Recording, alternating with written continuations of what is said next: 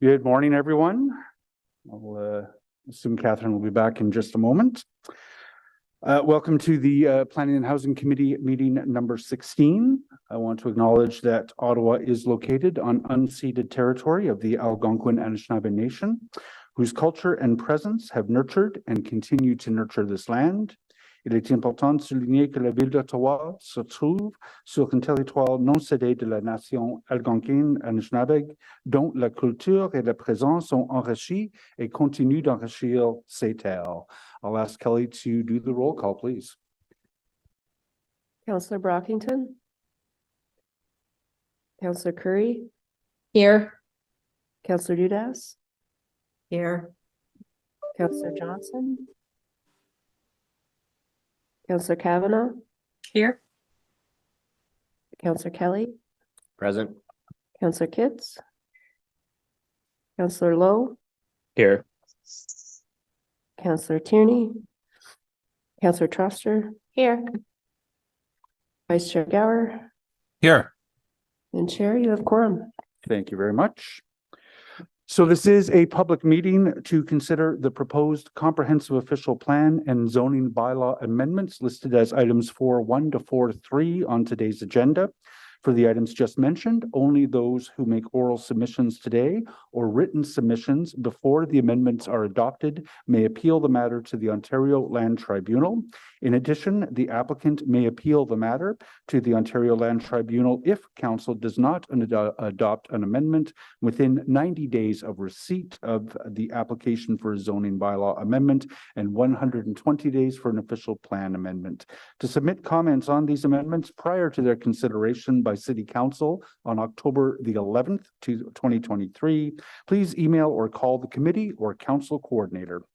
Are there any declarations of interest this morning? Nope. Are the minutes of the PHC meeting 15, Wednesday, September 20th, 2023 confirmed? Thank you. Running through the agenda, the first item is going to be the 200 Clearview OPA and zoning bylaw. We have a presentation from staff. The applicants are here and there are 5 delegations to speak to us as well. We've also received correspondence on that item, so we will hold it. Item 4.2 is the zoning bylaw amendment on Hawthorne. We're going to receive a presentation from staff. The applicants are present and there are 3 delegations to speak to the item, so we're going to hold that. There is the zoning bylaw amendment aligning the zoning bylaw with Bill 23. There are 3 delegations on that, and I've also asked for a presentation, so we'll be holding that item. The Ottawa Community Lands Development Corporation, the 2022 annual report. I have asked staff to make a presentation on that because I think many members may not yet be familiar with the OLDC and may want to ask questions. So we'll receive a presentation on that item. So we'll hold it. And then we'll move into the status update, Planning and Housing Committee inquiries and motions for the period ending September 15th. Is that received? Thank you. All right, so moving back, the first item that we have is the official plan and zoning bylaw amendment at 200 Clearview Avenue in beautiful Mississippi Ward. I will ask first staff to make a presentation on this. We'll move into an opportunity for the applicants to speak, and then we'll move into the public delegations before moving into questions of staff by members. And of course, as delegations are going, members of committee will have an opportunity to ask questions of the delegations as they go, should they choose. Andrew and John, we're in your hands.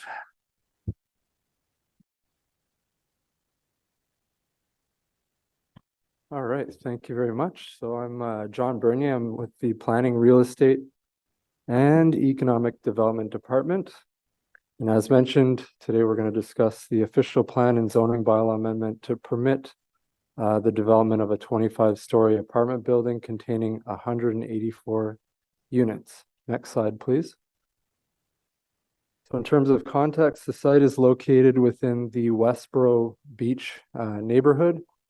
The Kitchie Zibi McCon Parkway is to the north and the Ottawa River beyond this. And of note, the Westboro Transit Station, which is a future LRT station, is approximately 200 meters to the south. And Richmond Road is approximately 550 meters south of the property, which you can see here in this orange line. Next slide, please. So zooming in a little bit, the site is 1.1 hectares. I believe in my report I mentioned it's 11.7 hectares. It's a typo, so 1.1. It's a rectangular lot with frontages on Laurier Avenue, Ellendale Crescent, and Clearview Avenue. The Centre Jules Léger School shares a property line to the west of the site. The school's parking lot is presently abutting the lot line. And there are multiple high-rises in the vicinity, and the transit station can be seen at the bottom of this image. The site enjoys direct access to the station via pathway immediately south of the site. Next slide, please. The site is within the boundaries of the Richmond Road Westboro secondary plan in the Westboro Beach Planning Sector 6. The image displayed here is Schedule C of the plan with the maximum heights identified. So just quickly, dark brown is 10 plus stories, orange is 4 to 6 stories, and beige is a maximum of 4 stories. And the site in question, identified here with the star, is unidentified. Next slide, please. So the site currently has a variety of zoning designations applicable, and that reflects a previous development proposal for the site. The open space designations were reflective of a Hydro 1 corridor, which is no longer needed. Next slide, please. So here is that current development. There we go. The previous development schedule 216, which was for a mid-rise apartment building.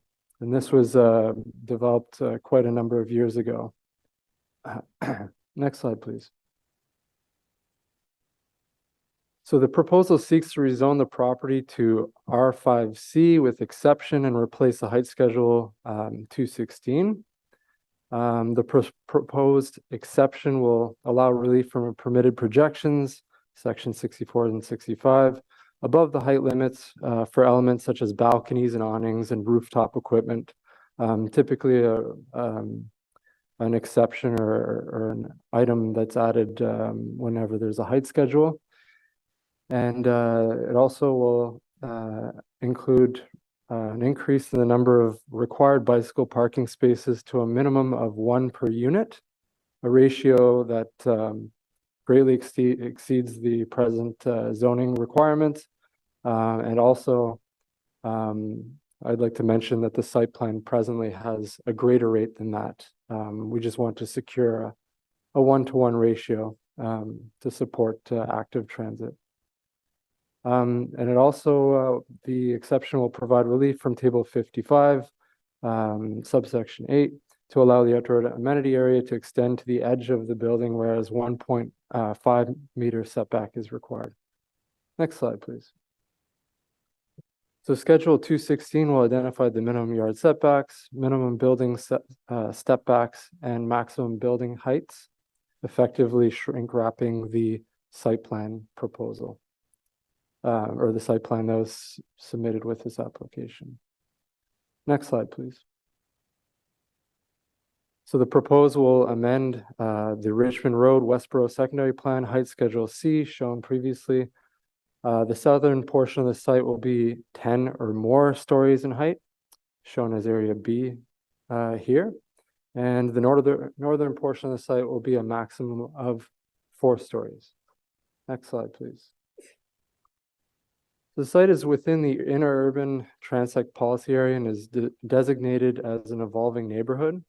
So the interurban transect, this plan focuses on creating or enhancing urban forms and mixed-use areas that prioritize walking, cycling, and transit, while generally advocating for mid to high-density development in accordance with transit access, infrastructure capacity, and suitable building scales.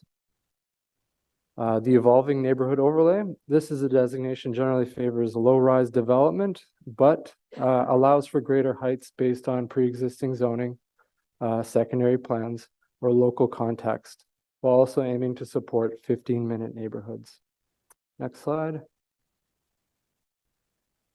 The site is within the Westboro Beach Sector 6, and greatest heights were intended to be located along transit stations. Greater heights are permitted as long as they are compatible with adjacent low-rise, and there's a number of criteria that developments must meet in order to be considered compatible. Next slide, please. So the above image is that site plan that I had mentioned. The garage access is from Clearview Avenue to the north, and the waste collection and move-in areas access from Lanark Avenue to the south. The underground parking will contain a total of 236 parking spaces, in addition to 9 outdoor parking spaces. 90 spaces will be allotted to the existing apartment building, which is pictured here on the east side, which will have direct transfer, or sorry, these 90 parking spaces will be a direct transfer from the surface parking to the garage, and will be for the sole use of those existing residents. And 125 spaces are provided for the proposed development. I'll just mention a shared garage was contemplated initially. However, a hydro easement bisects the property, shown as a thin red rectangle in the middle here. Next slide. So here's a perspective view from Lanark Avenue looking east of the building. I'll linger on that for a moment. And next slide.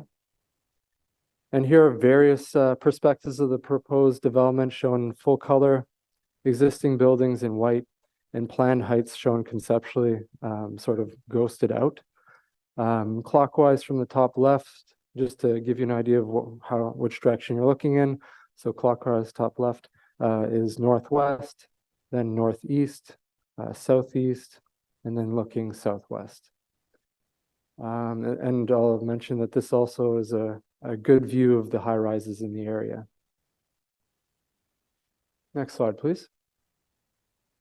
So in sum, the proposal is consistent with the applicable official plan, secondary plan policies, and meets the intent of the zoning bylaw. Next slide, please. Thank you very much. Thank you very much. We'll have opportunities to ask questions to staff after the public delegations. I would invite Paul and the development team to come up and talk to us for 5 minutes.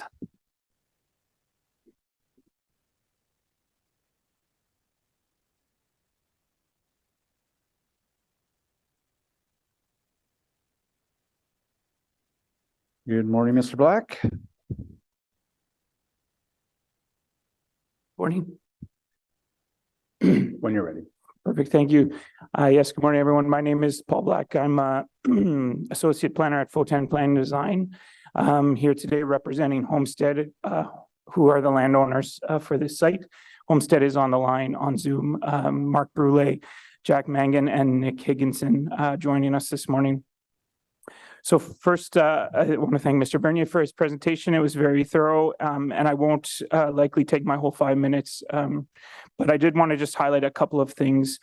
Next slide, please. So as Mr. Bernier outlined, the site is approximately 325 meters walking distance from Westboro Station, which, as you all know, is being converted currently from a BRT station to LRT as part of Stage 2 West Extension. The location of the high-rise building, surrounded by other high-rise developments in the neighborhood, is in keeping with the provincial policy statement and official plan objectives for intensification and proximity to transit and existing services. Next slide, please. So just again, to highlight a few of the aspects of the development, it's 25-story residential apartment building. It does sit on a property where an existing 26-story apartment building is today, addressed as 200 Clearview. The existing building has 224 units, while the new building will have 184 units. The new building has a 25-story tower with a 3- and 4-story podium. So the building is located generally on the south side of the property, providing a 35-meter setback to Clearview Avenue to the north, and some low-rise that exists on the north side of Clearview, and providing a 20-meter setback to Lanark Avenue and the low-rise that exists on the south side of Lanark. As Mr. Bernier outlined, the parking on the site is being reorganized through the redevelopment. The existing surface parking area, which contains around 100 parking spots, is being relocated underground as part of the redevelopment. And the overall parking rate on site will be reduced slightly from 0.94 spaces per unit to 0.87 spaces per unit. Both of which are well in line and keeping with the maximum parking permitted around transit stations, and also meeting the minimum requirements from the zoning bylaw. As was outlined, proposed bike parking is currently at 1.1 space per unit, also exceeding the bylaw requirement of 0.5 spaces. And then Homestead is also agreed to the 1 space per unit as proposed in the zoning bylaw amendment. Next slide, please. So Mr. Bernier outlined the 2 amendments, but the first is the official plan amendment, which is to address the height schedule of the secondary plan, which doesn't currently assign a maximum height to the subject property. The proposal obviously is for 25 stories, and to, as Mr. Bernier outlined, to permit that height on the south side of the site. The zoning bylaw amendment would be to clean up the zoning from the previous development scheme that never moved forward, to permit the proposed developments, and to again prescribe the location of the tower, the overall size of the tower, and the setbacks from the adjacent properties to the north and south, as well as ensuring the appropriate separation to the existing tower to the east, currently around 38 meters. And to the property line to the west, to the Jules Leger Center, which is 10 meters currently, meeting the zoning bylaw requirements. Through public consultation, we heard comments about the parking garage access, which, as Mr. Bernier noted, we did explore the opportunity to combine the garage access with the existing garage access, but because of an easement on the property, there's no possibility to connect the existing garage to the new garage.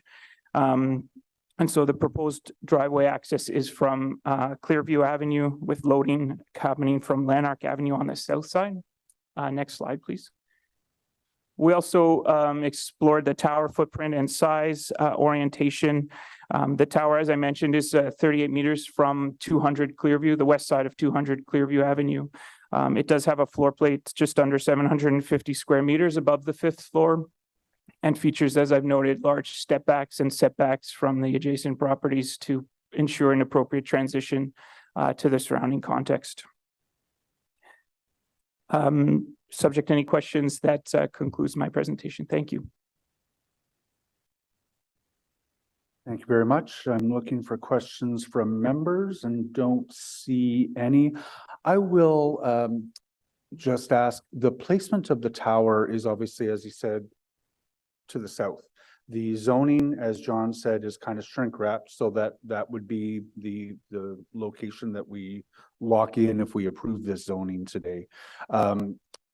We've got members who I recognize from the apartment tower who would prefer that the bulk of the tower be to the north.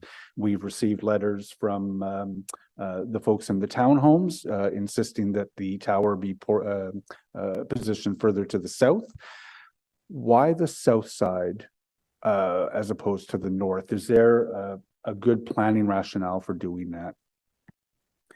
I mean, I think the most obvious is the proximity to the transit station. And I know we're talking 20 meters, 30 meters closer to the station, but the tower shifting south moves the main entrance of the building south, which makes the access to transit that much more convenient.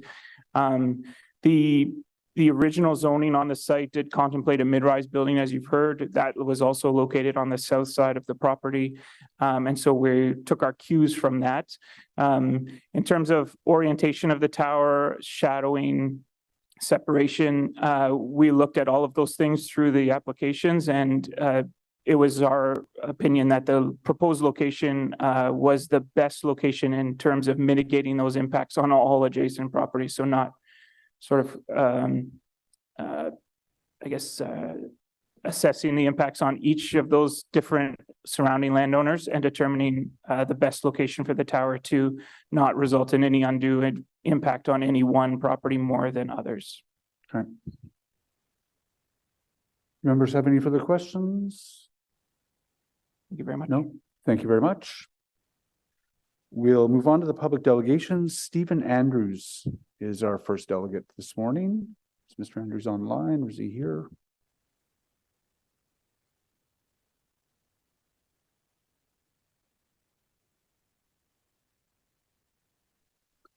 Good morning, Stephen. We can see you now. We can't hear you, however.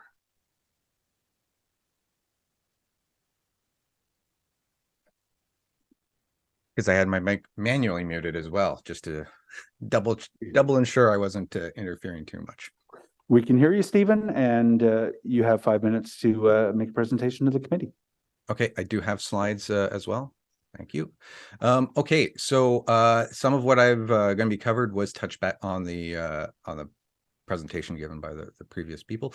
I am a resident of the west side of 200 Clearview, so obviously I have a bit of a vested interest in why the towers on the south side that basically is going to completely annihilate the privacy of the 52 some units that have their living rooms and living areas facing that. I did provide community feedback on that, and I do have a particular point with respect to policy 9 in 4.6.6 of the official plan. And it basically, the feedback that I noted is that the plan requires that a multi-factor assessment be done to ensure that the privacy, lighting, and views for the residents are maintained to the best of their ability. Next slide, please.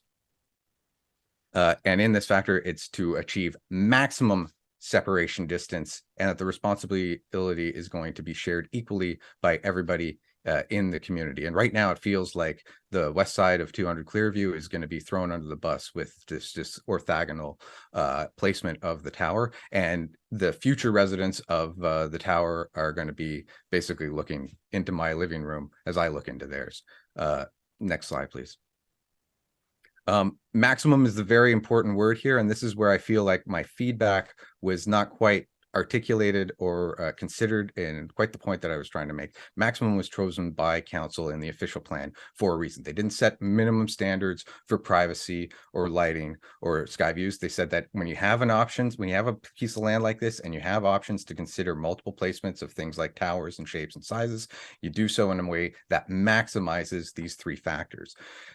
And so maximum is not the same as meeting the minimum standard of 23 meters separation distance. It's about looking at, okay, we need at least 23 meters, but if we can do better, we're going to do better. Next slide, please. So in considering how you maximize something, you have to consider the alternatives. And when we look at what was done in considering the alternatives, in the planning rationale that was submitted, an alternative, a 12-story basically box-like building was considered and then dismissed by the applicant. And as we've heard here by the applicant just recently, they did consider alternatives. They did apparently form an opinion on what those alternatives was, and they decided that this was the best one. But when asked and pressed for the documentation with respect to how they came to that conclusion, that this maximizes those three factors, crickets. They just said, take our word for it. It's our opinion. Trust me, bro. And so in terms of the alternatives proposed, next slide, please. Some of them that I raised in my feedback that I'm just trying to get a discussion going on making sure that this is the, the best shape and size of the tower and where it's placed in that. So if we look at this, shrink wrapping of the site plan, my question is, why can't we just kick consideration of where that tower is to site plan? North of the tower, obviously the residents in the north of the community are going to have a problem with that. But a tower footprint where the tower is rotated so that it's a narrower on the east-west sides. It's more centrally located. You adjust the height down so that and raise the podium so you keep the same cubic meters. That would move it to be diagonal to 200 Clearview and restore the privacy of the people's living area, while at the same time balancing the burden that this development is going to have on the rest of the community. Next slide, please. So my solution here is I'm not hammering my hand on the table saying, stop the brakes. We can't do this at all. Don't do this at all. It would be nice to have had these discussions beforehand. I flagged it in December that this is an issue. We should have discussions on this. And we didn't do it. So we're here now. But we can still move forward and say, hey, this is a good idea. This fits with the idea of having intensification and meeting Ottawa's intensification goals and having people near transit. But let's retain some oversight on ensuring that we are maximizing the placement and footprint of the building in a way that that everybody wins and we have the best thing for the official plan. So my proposal is that the amendment be altered so that we say, look, the tower can be 80 meters, but we're going to restrain some things for site plan to determine where it is. The podium may need to be adjusted based on those discussions. We constrain it to the current cubic meters so that we ensure that whatever they do now, whatever they're proposing now, they can do. They just have to do a little bit more oversight. Next slide, please. So again, it's a win-win. It grants the current proposal, so there's no reason to appeal to the Landlord Tribunal Board, and it allows the city to maintain its oversight. I encourage the committee to look at my written comments, which provide this in more detail.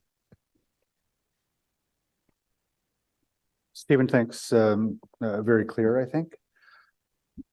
Are there any questions from members? I don't see any. Thank you very much for your presentation today.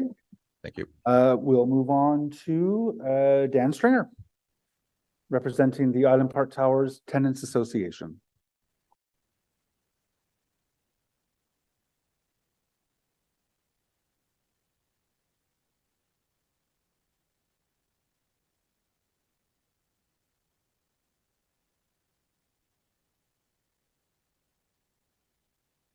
Good morning, Dan. When you're ready, you'll have 5 minutes to present to the committee. Last week, New York City received 1 month's rainfall in 4 hours. This year's forest fire season in Western Canada was the worst ever, with the resultant smoke actually pushing Canada's carbon emissions up even higher. Climate mitigation plans are fast becoming obsolete as climate change accelerates. Why then would you even think of approving a 25-story apartment building adjacent to a current floodplain and within a baseball's home run hit distance from one of the 100 longest rivers in the world with a huge catchment area? The Selby floodplain is 4 blocks from the proposed site and not 4 blocks away from the Ottawa River, but rather parallel to it. The river itself is only 3 blocks from the site, with the newly renamed Mississippi-Mekong Parkway the only barrier between. From the point of view of risk management, approving this building would be absurd. In the age of catastrophic climate disaster in which we are living, the possibility of unusual flooding along the Ottawa, the most obvious natural feature of our city, and I might add, a geological fault line, should be the most serious object of our mitigation planning. It is true that the city has a mitigation analysis. It is troubling, however, that only the moderate level of consequences of climate change to the flood zone were written up as an executive summary and therefore understandable by the public. The significant catastrophic level consequences are not readily available. Should we take that as a sign of how bad they are? That's what I think. More troubling is the head in the sand attitude of the city that it reveals. Not having an open discussion on the catastrophic consequences is folly. It is fast becoming universally accepted urban planning policy not to build on a floodplain? Should it not also be policy not to build beside a floodplain? Why would you needlessly risk building on a potential floodplain so close to the river that could very likely result in safety and health traumas, if not death, increased insurance rates for tenants and owners, and liability for the city? Rather, it would be much better for this committee to be proactive and urge the council to promote the creation of a blue belt, similar to our green belt, around the shoreline of the Ottawa River on both sides of it. Such a blue belt would limit development like this one proposal today, protecting the river from the negative effects of urbanization and Ottawa citizens from the force of nature. It's a safety issue. Speaking of green belts, we live in a time of a tale of two governments, one desperate for cities to solve their lack of foresight in immigration policy management, and the other caught in the sticky business of too cozy a relationship with some bad actors in the development industry. You are called to walk a tricky line between both of these cautionary tales. People have to live somewhere, you say. Certainly that's true, and I live in this potential flood zone that I'm speaking about. But nobody is talking about tearing down existing buildings. The issue is now, not when William Schachter was flying the Enterprise around the galaxy. The reality of now is not the post-Expo 67 era in which Island Park Towers was built. How in all conscience, knowing what we know today, can you build a high-rise tower there now? There is plenty of space for 10-story buildings along arterial routes and collector streets that have a bus service connecting to the LRT that does not require turning Westboro Village into a concrete jungle and then blaming it on the feds. Concrete jungles generate often costly social problems. This committee should postpone its decision until the city's own assessment of high-level catastrophic weather events on its flood zones is written up as an executive summary for all citizens to read. In the meantime, each of you should visit the Selby floodplain at the corner of Churchill Avenue North and Selby Avenue and reflect.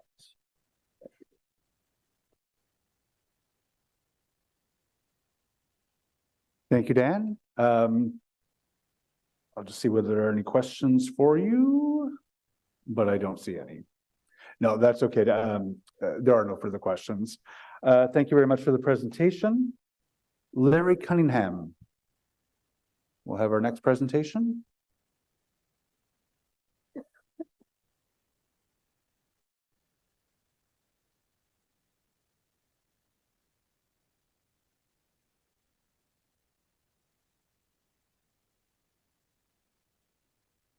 Good morning, Larry. When you're ready, you'll have 5 minutes to address the committee. Good morning. Next page of the slide. This presentation shows the apartment situation near 210 Clearview. The diagram was, I thought, readable, but is not all that readable. But we decided to produce it since most members are not from Westboro and may not be familiar with the community. The area displayed is bounded by the Ottawa River and the Parkway to the north, Island Park Drive to the east, and Broadview to the west, with Richmond Road running down the middle, and Byron to the south. At this point, I would like to apologize that I put the word Parkway on there and not the new name, which is Kitchizibee Mikan. I apologize to anybody who has ancestral background or relations with them.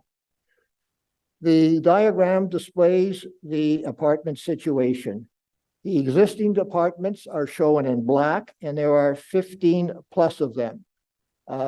This is a minimum number. I didn't count any apartments that were like 4 or 5 stories, just those that were bigger.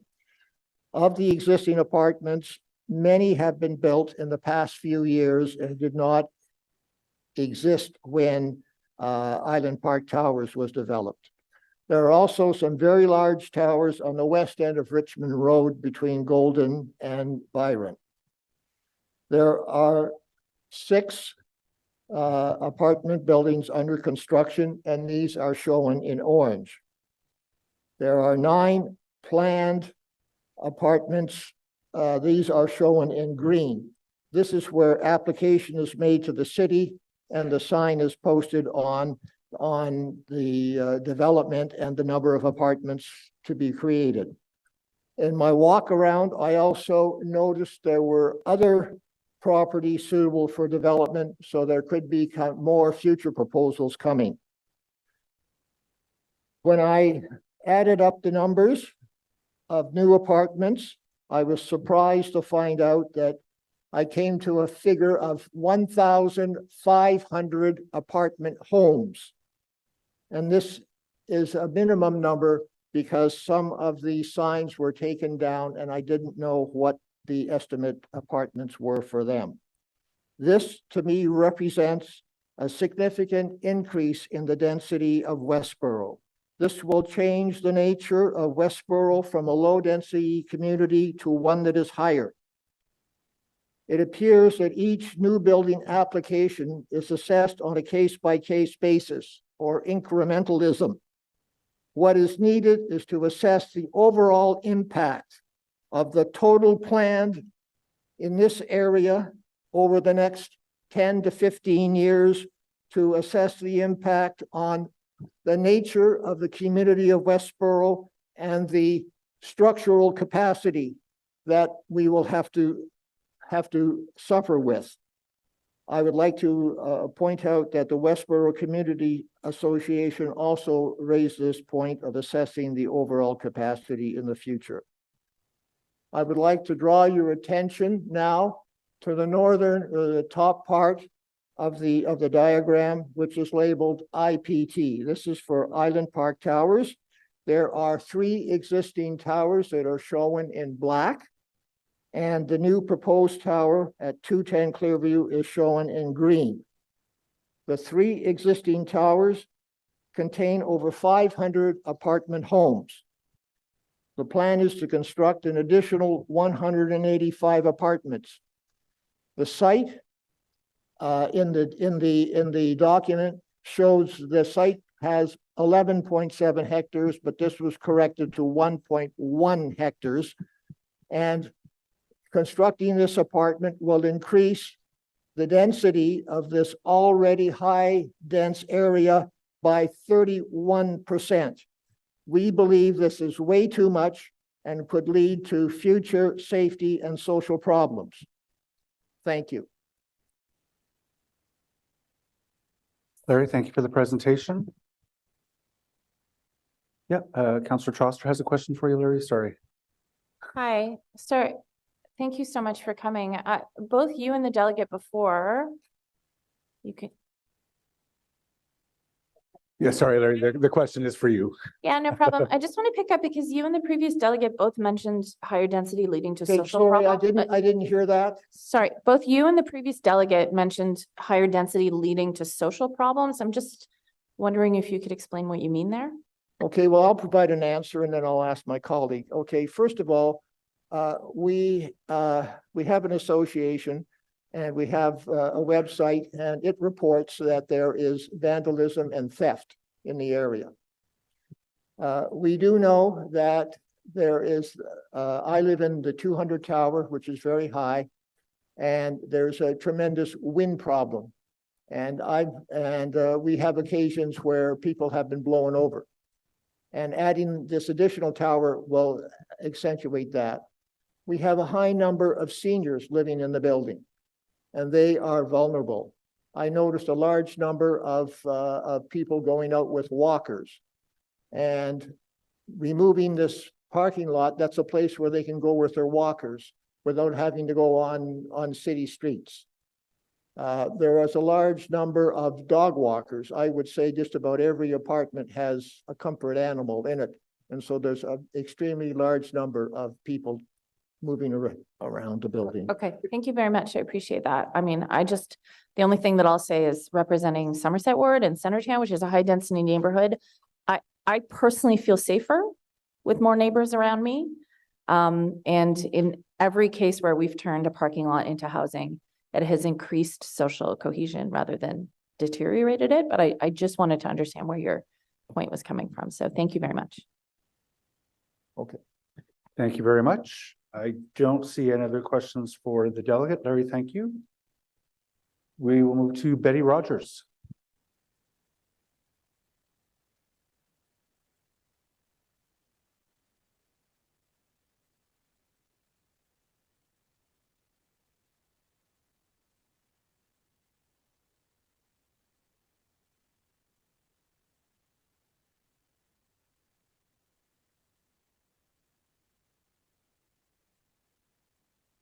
Good morning, Betty. Whenever you're ready, you'll have 5 minutes to address the committee.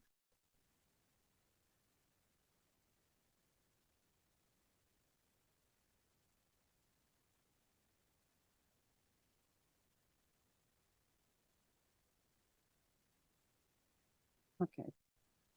I just needed to turn this off. I'm hearing impaired. I have cochlear implants. I couldn't get a word any of you said. I was listening on YouTube through Bluetooth and I was able to get it. Thank you for setting me up. So some of this stuff has already been said by the first speaker. So I just want to go and just quickly go over some points. So the reason I decided to make this presentation is because I believe there's two buildings or entities that are most affected by this proposal. 200 Clearview and the school for disability children. They're not even mentioned in this report. You're signing off that you're happy with the consultation report.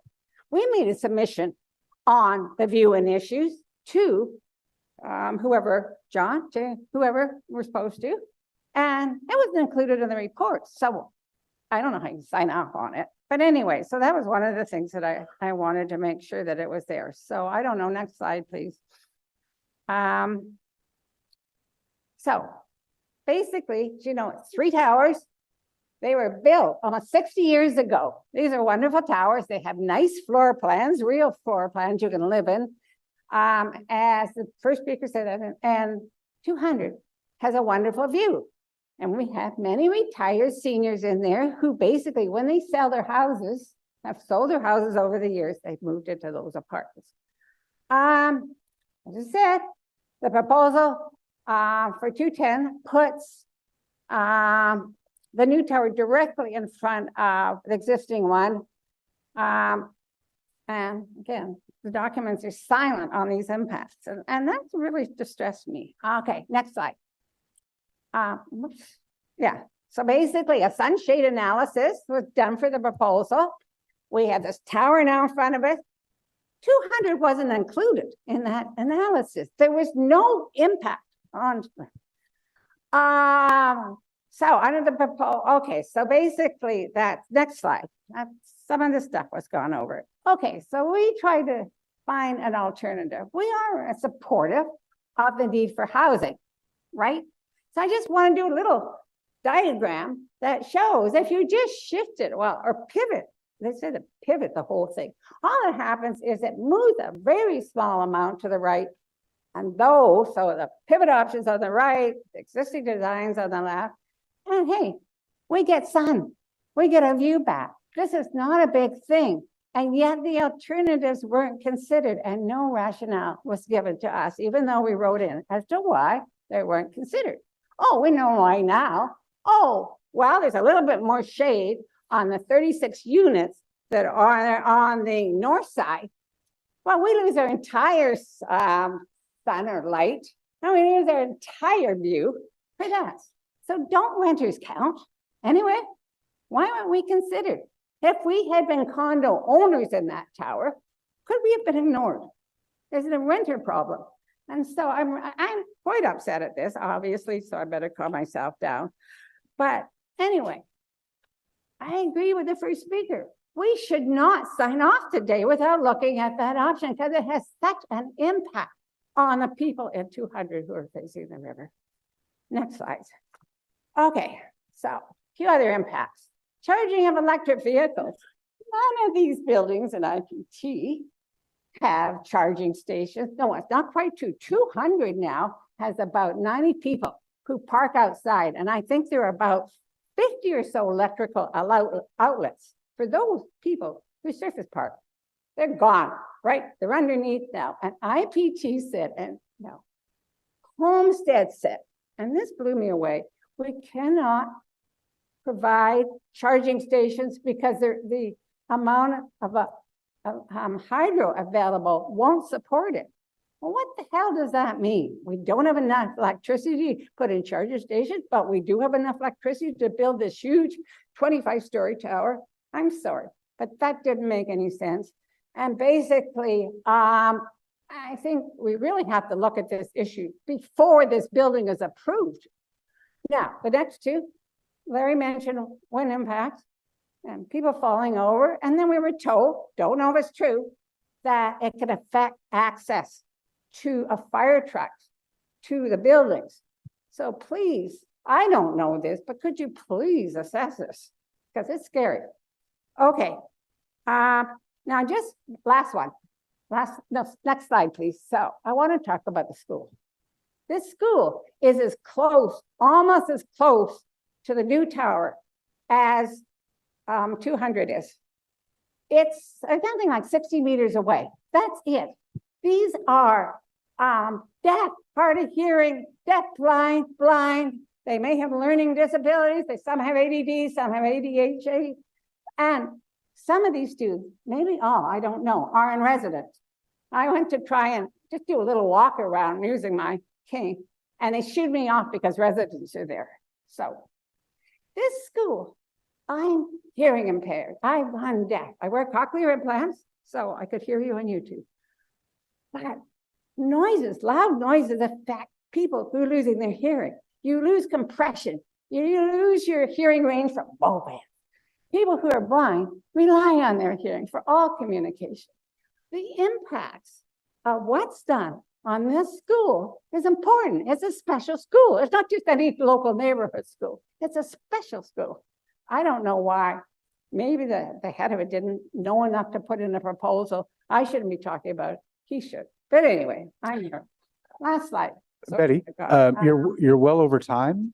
If you can just wrap up, please. So assessing the feasibility of the pivot podium.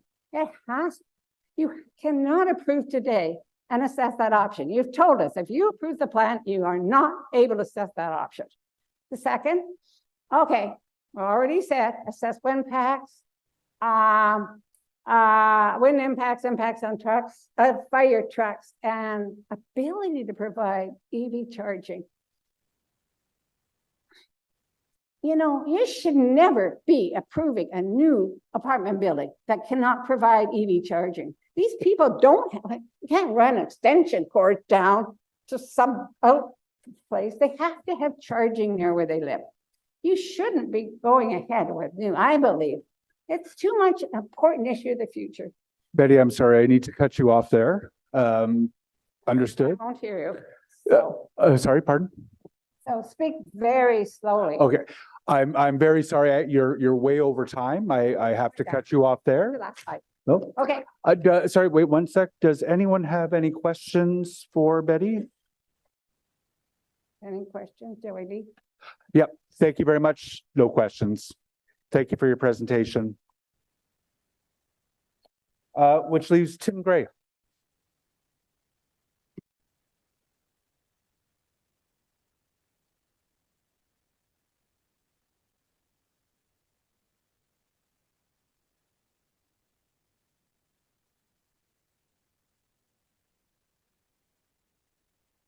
Tim, good morning. When you're ready, you have 5 minutes to have the presentation to the committee.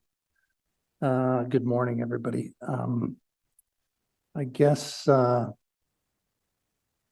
want to start off by saying this isn't a bad development. It isn't. And I know Jeff knows me, and I follow development kind of in the Westboro area fairly closely. And the reality is that this is a good development. I'm sorry for the people sitting behind me, but there's a huge number of factors, and development is complicated. But the one thing that I came, sorry, to address is parking units versus the number of units. And you have to always look at that in the context of the site. So for me, I understand, all the traffic issues in Westboro and all this other stuff. But the one thing in this situation is the intersection of Scott and Island Park. And it is a disaster. Since I've really been involved in this, it's the rating of the intersection is an F. It's the worst intersection in all of Westboro.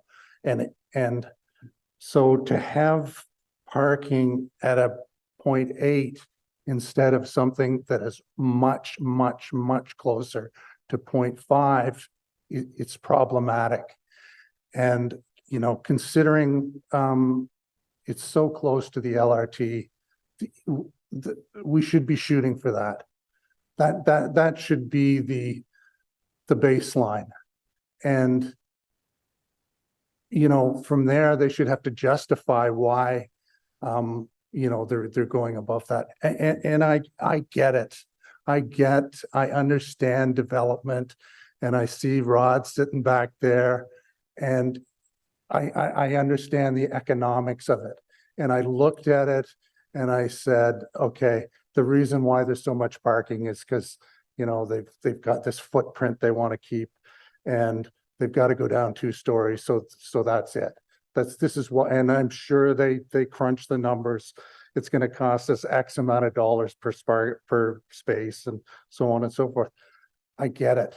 But so then I thought about it, and I thought, if that's the situation, then they got to increase the number of units.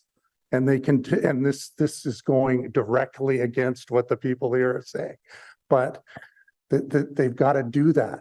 And I looked at, okay, is there a way that they could increase the size of the tower? Just by increasing that size to add 2 1-unit, single bedroom units in that tower, you're looking at 6 meters, 3 on one side and 3 on the other. You're adding another 40 units with no additional parking. So you're getting that number, closer and closer to 5 or 0.5. And the community cannot absorb the traffic anymore. It's particularly at that corner. So this is just something that, I really am passionate about, because there's lots of developments on our side or on this side of Scott Street that, they're doing that, and developments that have 1,000 units in it. So I'm looking at, long-term, I call it the old CBC building, but it's a Health Canada building, that something's going to happen there, whether it's next year, 5 years, or 10 years, and there's going to be a lot of units there. We have to be able to leave some space in the traffic to accommodate something there. We can't allow 0.8 here and then 5 years down the line say it's, I'm sorry, you guys gotta do a 0.2.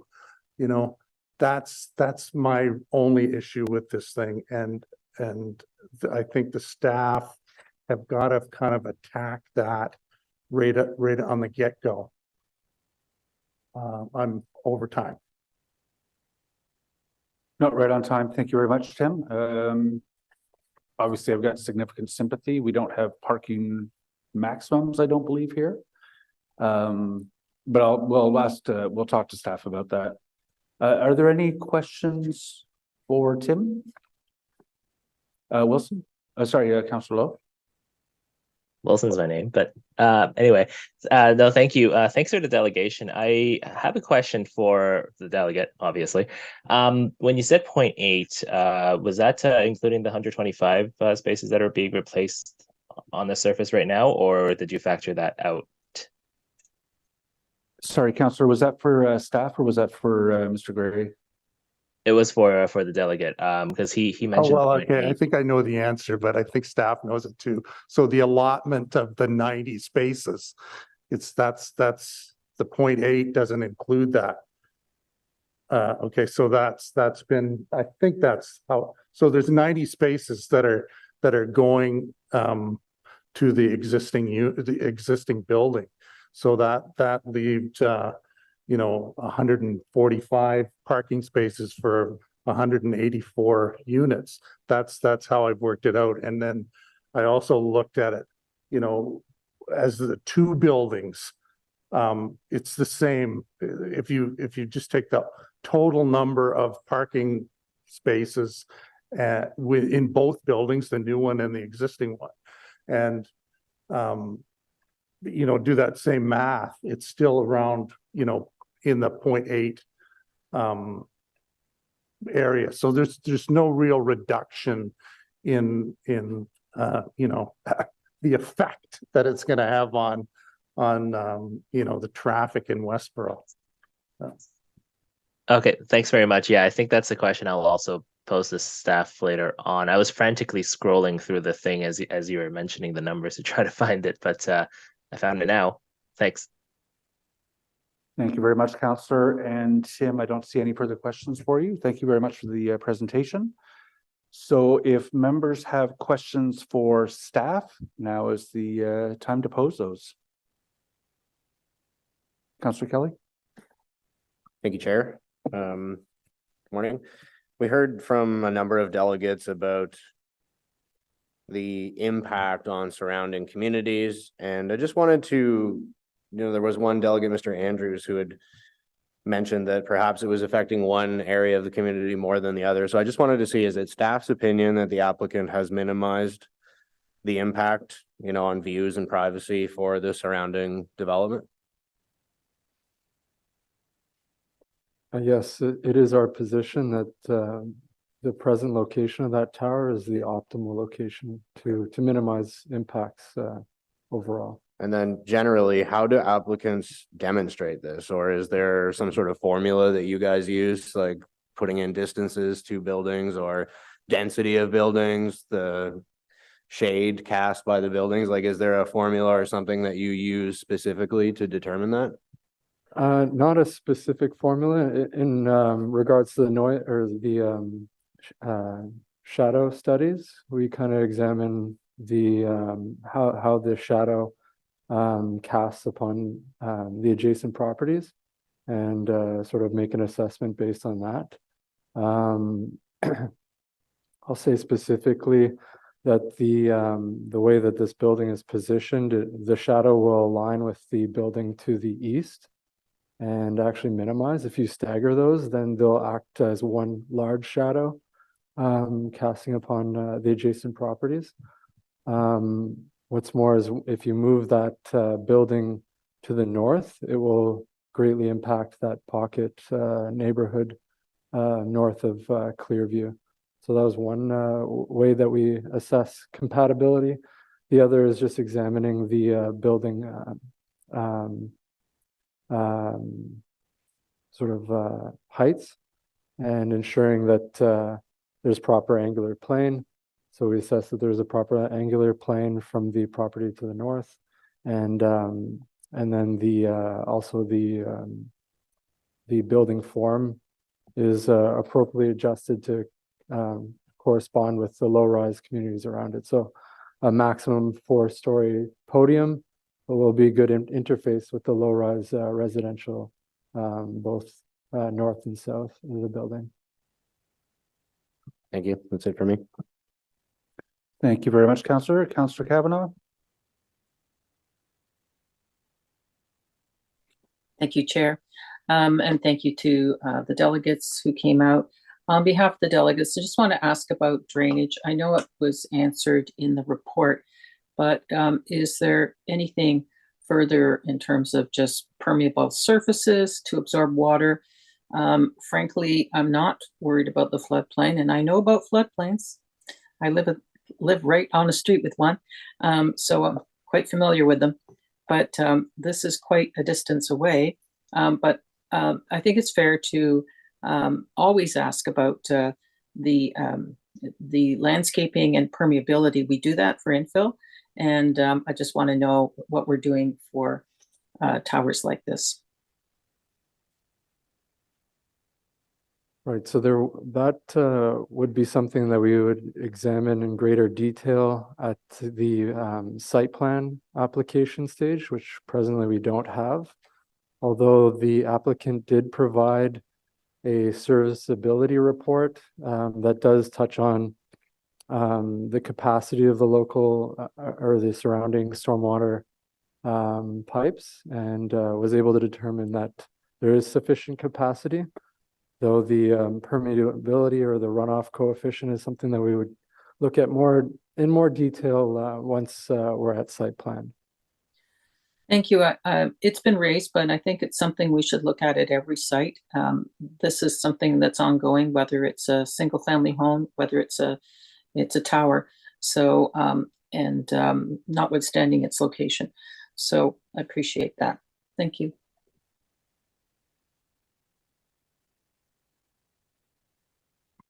Sorry. Thank you very much, Councillor Kavanaugh. Councillor Johnson. Thank you, Chair. I just wanted to clarify, we had some comments suggesting that this was a floodplain or close enough to what could be a floodplain to create a risk. Could staff please comment as to whether or not that is relevant here?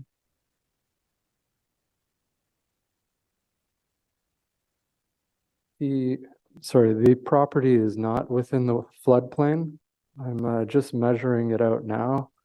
It's about 260 meters from the nearest flood zone, which is zoned EP. And that's north of the property near the river, beyond the Kichizibi McCann Parkway.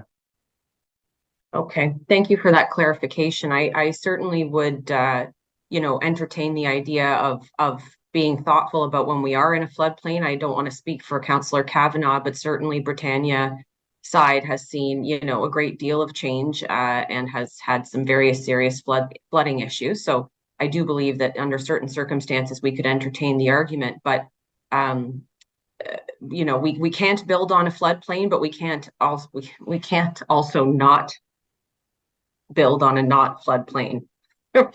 Something like that. So the idea is that we can't zone for what could be or what might be or what the potential impacts might be. So in this sense, I'm comfortable with the proposed density. I am sympathetic as well to the comments on parking.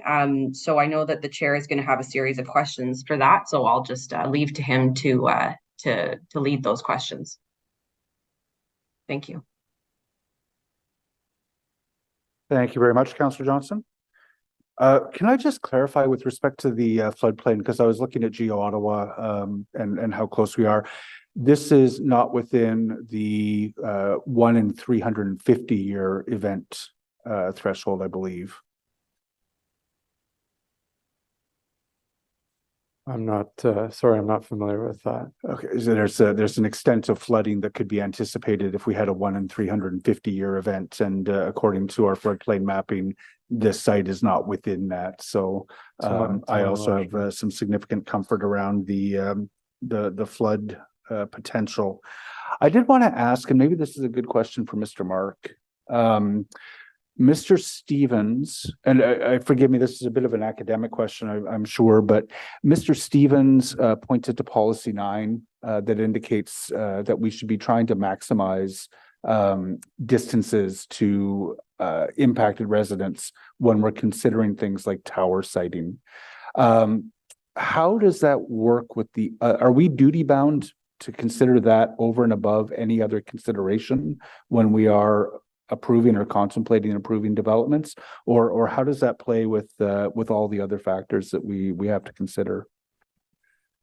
Mr. Chair, it is a general principle both in the consideration of the provincial policy statement and of the official plan that you consider all applicable policies.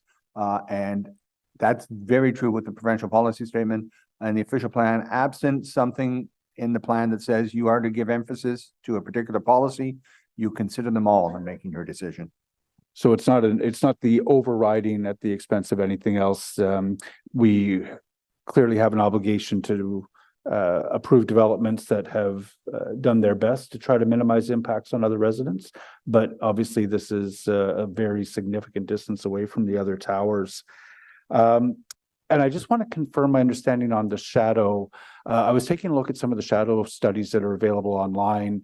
If the tower were to move further north, it looks like there would actually be more shadow over the course of the day. So really what we're talking about is the privacy impact of having the windows directly across, as opposed to a shadow impact of having the tower directly across. Yes, that's correct. Yeah. Do we have grounds as a committee to pass a motion that would restrict the amount of parking in light of the fact that we don't have the maximums here and have that survive a potential challenge? Mr. Chair, I would offer that as the committee, you certainly have grounds to introduce a motion and decide on it as you will. From staff's perspective, the minimum parking rate on a site like this is 0.5 spaces per unit, and the maximum is 1.75 per unit when you combine visitor and residential. So when we're seeing a rate around 0.8, staff would obviously have to disagree with such a motion because the proposed parking is in line with our zoning bylaw. Yeah, I think Mr. Gray has raised an excellent point, and I'm not pleased to see a 0.8 development in this location that is so proximate to the LRT station. And I think in the course of doing the comprehensive zoning bylaw, we have to pay attention to those parking maximums. I believe fully what Mr. Gray was saying, that this is a decision that is being driven by how deep in the ground you have to dig. But it's a lot of parking for an area that does experience a lot of traffic impacts, mostly stemming from how busy the Champlain Bridge gets. Okay.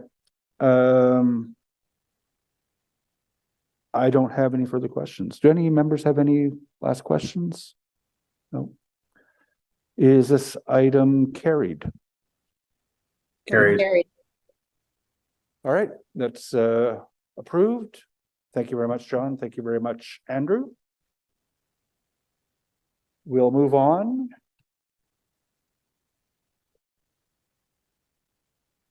What are we moving on to? Oh, Hawthorne. That's an interesting one too.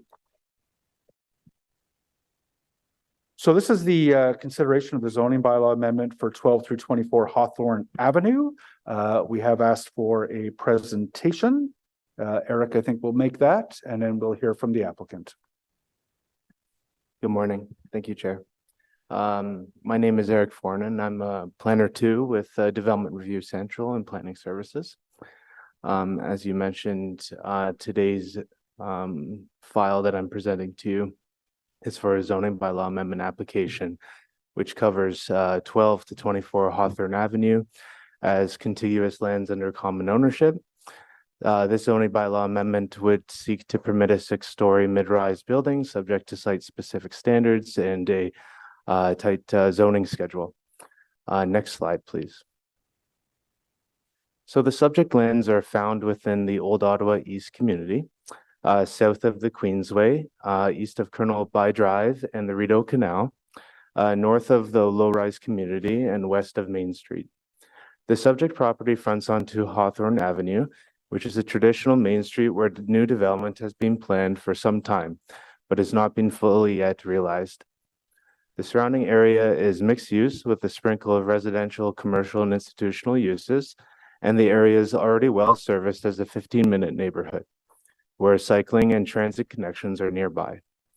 As it pertains to the subject property, the existing non-designated heritage buildings reside on a portion of the subject lands, and there are existing hydro lines in front of the property which are being buried as a part of the full reconstruction project along Hawthorne, which will upgrade existing water and sewer infrastructure.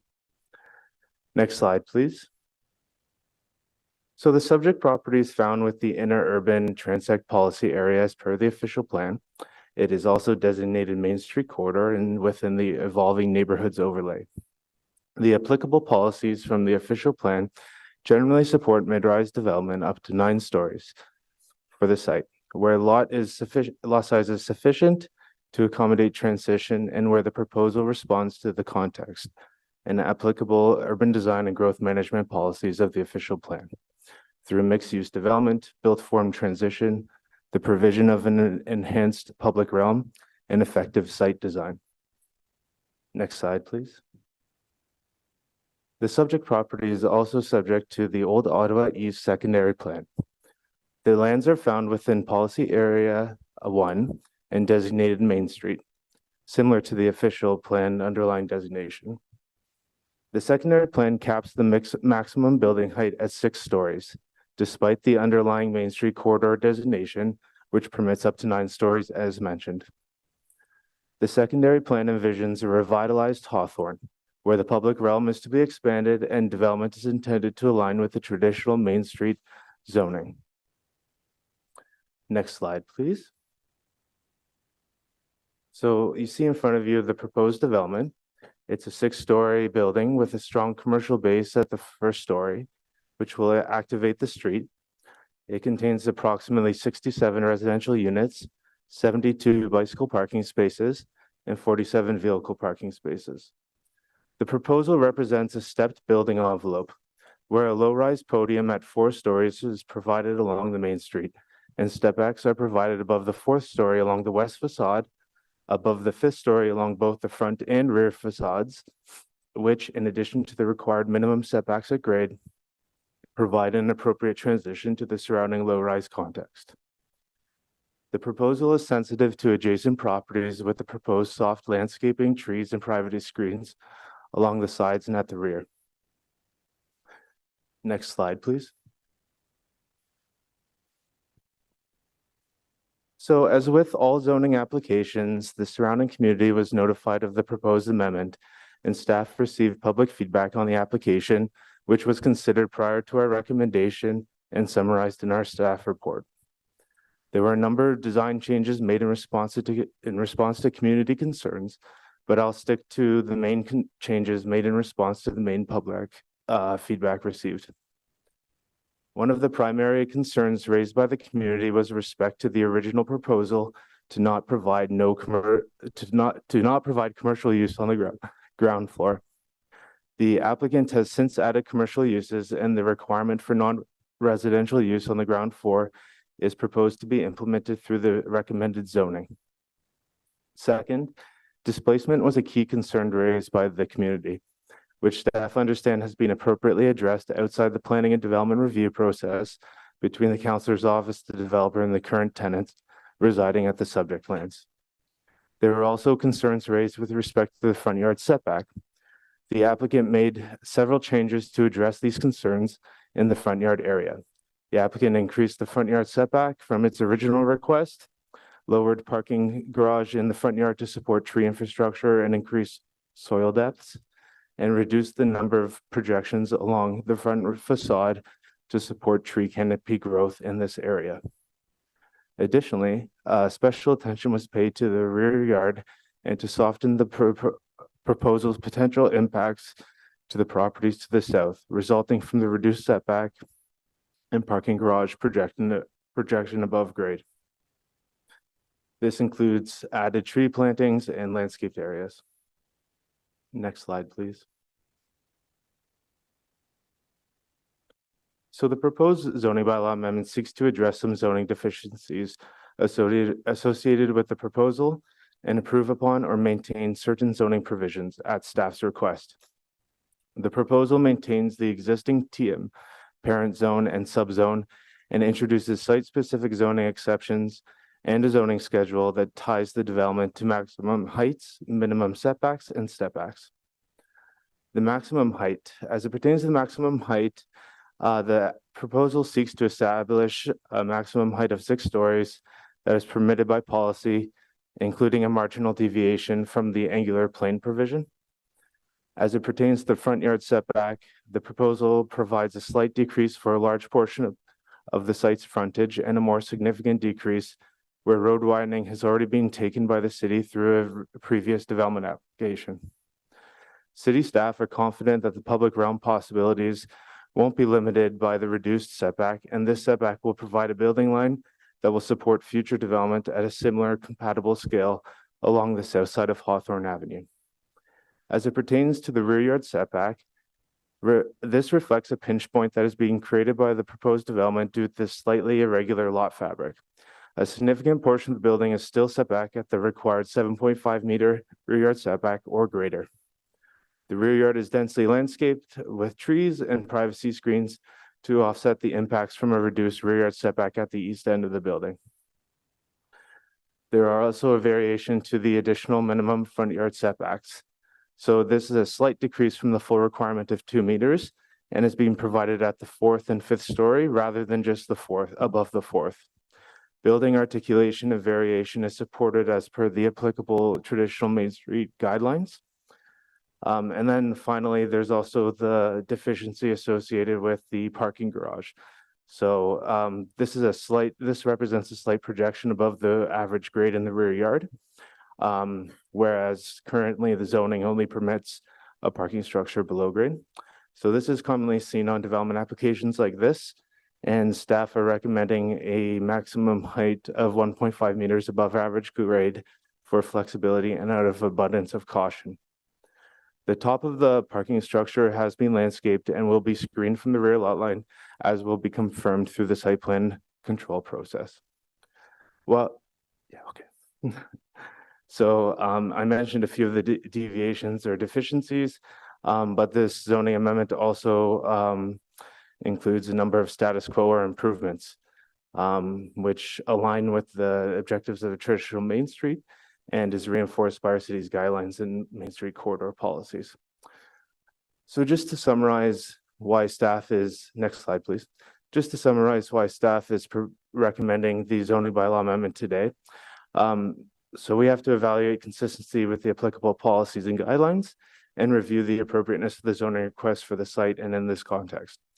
In staff's opinion, we believe the proposal is consistent with provincial policy direction to develop service lands within the existing built-up urban area. We also believe that the mid-rise height is acceptable based on the applicable policies. We also believe that the proposal is consistent with traditional Main Street guidelines to provide a strong low-rise podium and at-grade commercial uses. And then we also support the amendment as it generally maintains the TM zoning, which is the intent of the underlying policy, and provides minor deviations from the current requirements. Therefore, staff support the proposal as it represents good land use planning. Thank you. Thank you very much, Eric. Members will have an opportunity to ask questions of staff following the public delegations. The first of which, John Dance. Sorry. Oh, shoot, I'm sorry, the applicants. John, I'm really sorry. We're going to give the applicants a chance to go first. I think that's like the 3rd meeting I've done that at least once.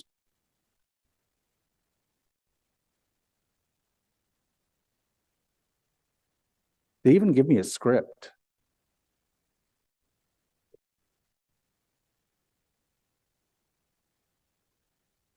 Good morning, gentlemen. When you're ready, you'll have 5 minutes to address the committee.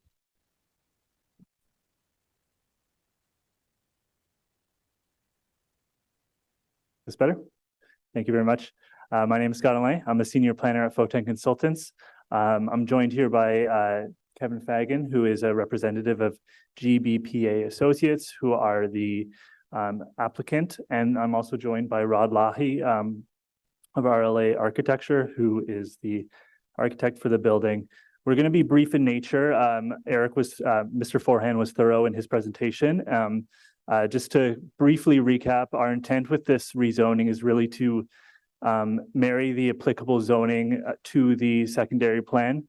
We believe the old Ottawa East secondary plan gets a lot right in encouraging a mid-rise form, encouraging step backs and transition, and an active public realm. We believe all these things have been accomplished by the proposed zoning.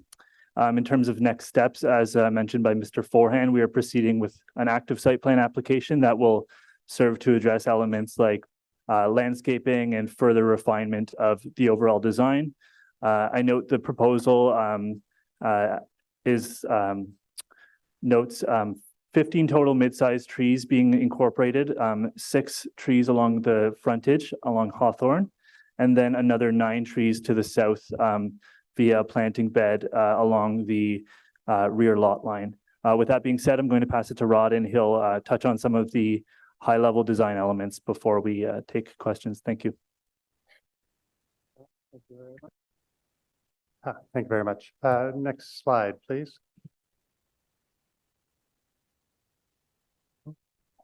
Who controls slides? I think we can move through the site plan. This is our site plan in process, LB part. Important really is the ground floor in the lower left. You can see the that was brought up in the discussion about the addition through process working with the council's office and the community, the addition of the strong commercial frontage along the street at grade level, and then the both residential on the rear side with the large open terraces to the rear side of the property.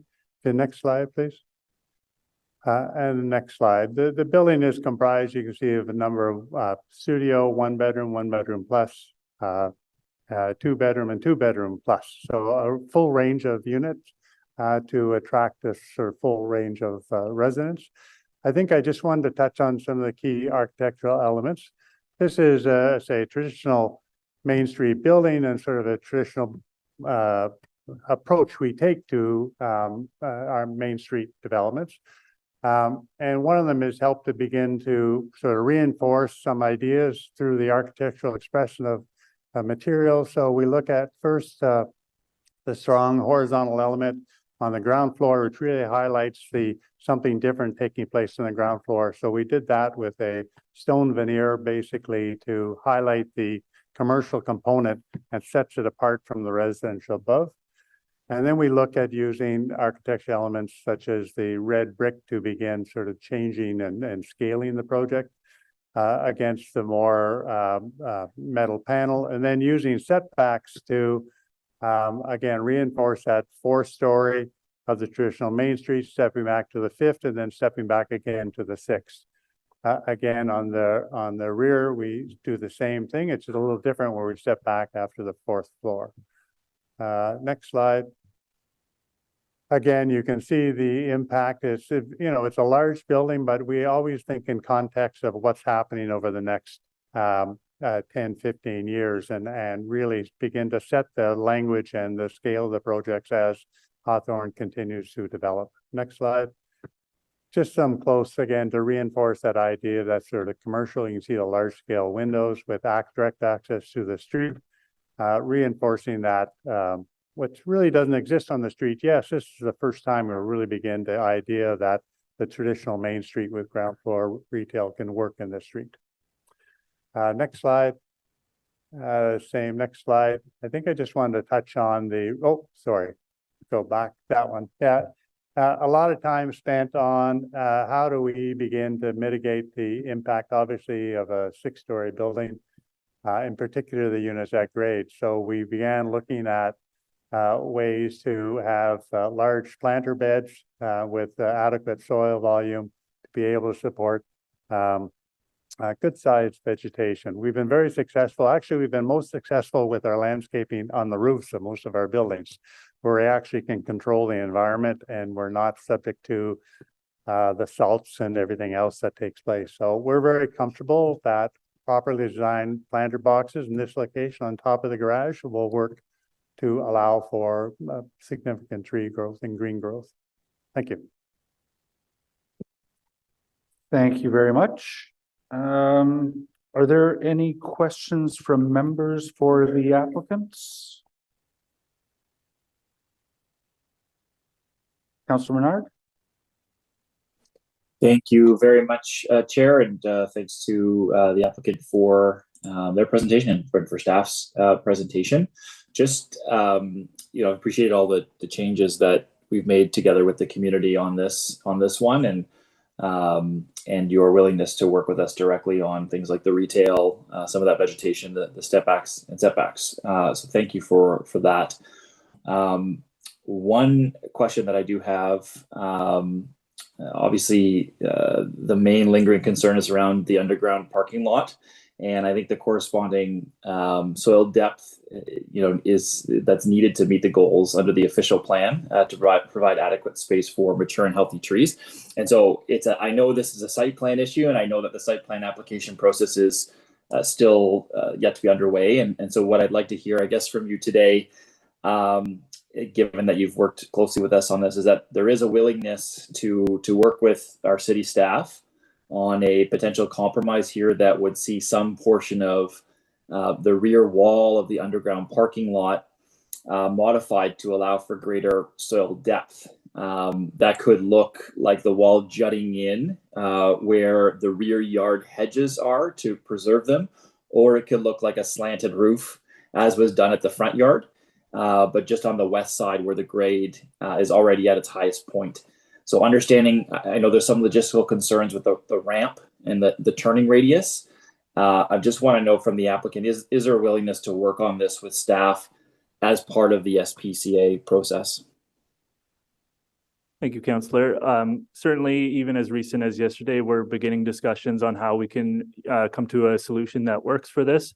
The applicant is equally motivated to ensure that those trees are viable. And like you noted with the front yard, we had heard that concern about having viable street trees, and that's why we dropped the parking garage in the front yard to accomplish that. So certainly, in a word, that's the basis of the site plan process, and we'll remain in discussion with your office in order to make that happen. Like you said, exactly what it looks like remains to be seen. We'll have to have discussions with structural engineers.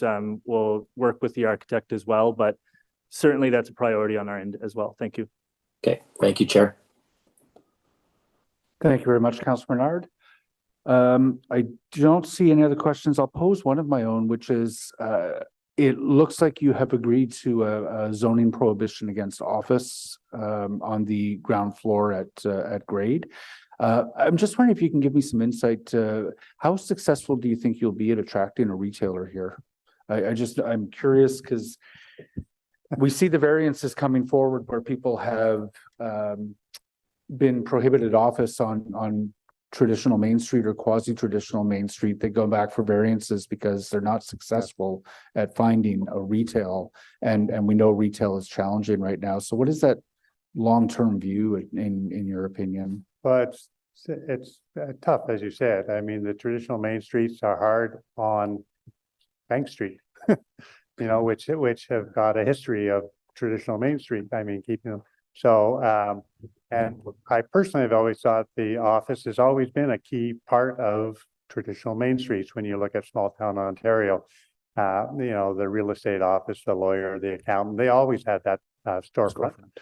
I'm always amazed that we have asked to take it out.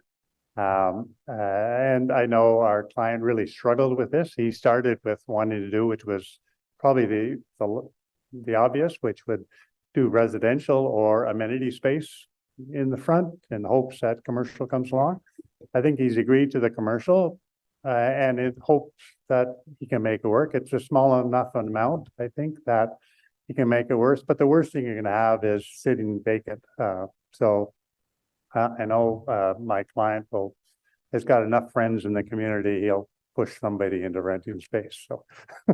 No, I appreciate your willingness to give the commercial a try. I think all of us, certainly on council, we prefer commercial to office, but the world is changing. So appreciate you being willing to accept that we're seeing it now, even in your ward and in Hindenburg. You've got a couple of real estate companies have gone in, and they actually do create spill off work to the commercial, because people go to the real estate agent and then come from there and get a cup of coffee or lunch or whatever. So it's activity is what you want more than restricted activity, in my opinion. Yeah, and some of those offices are not subject to the some of the prohibitions on some commercial establishments not to let you see in the building, right? Right. The weed shops, for example, are which is better, a cannabis store where you can't see in, or a real estate agent who is, you know, people sitting at desks and eyes on the street. So. Right.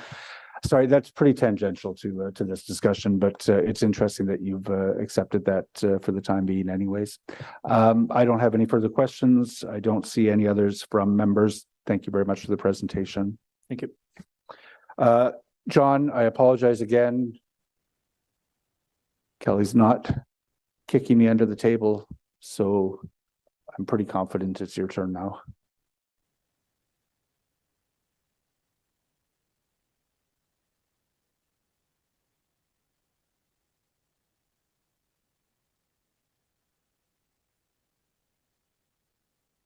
Whenever you're ready, you have 5 minutes to make it a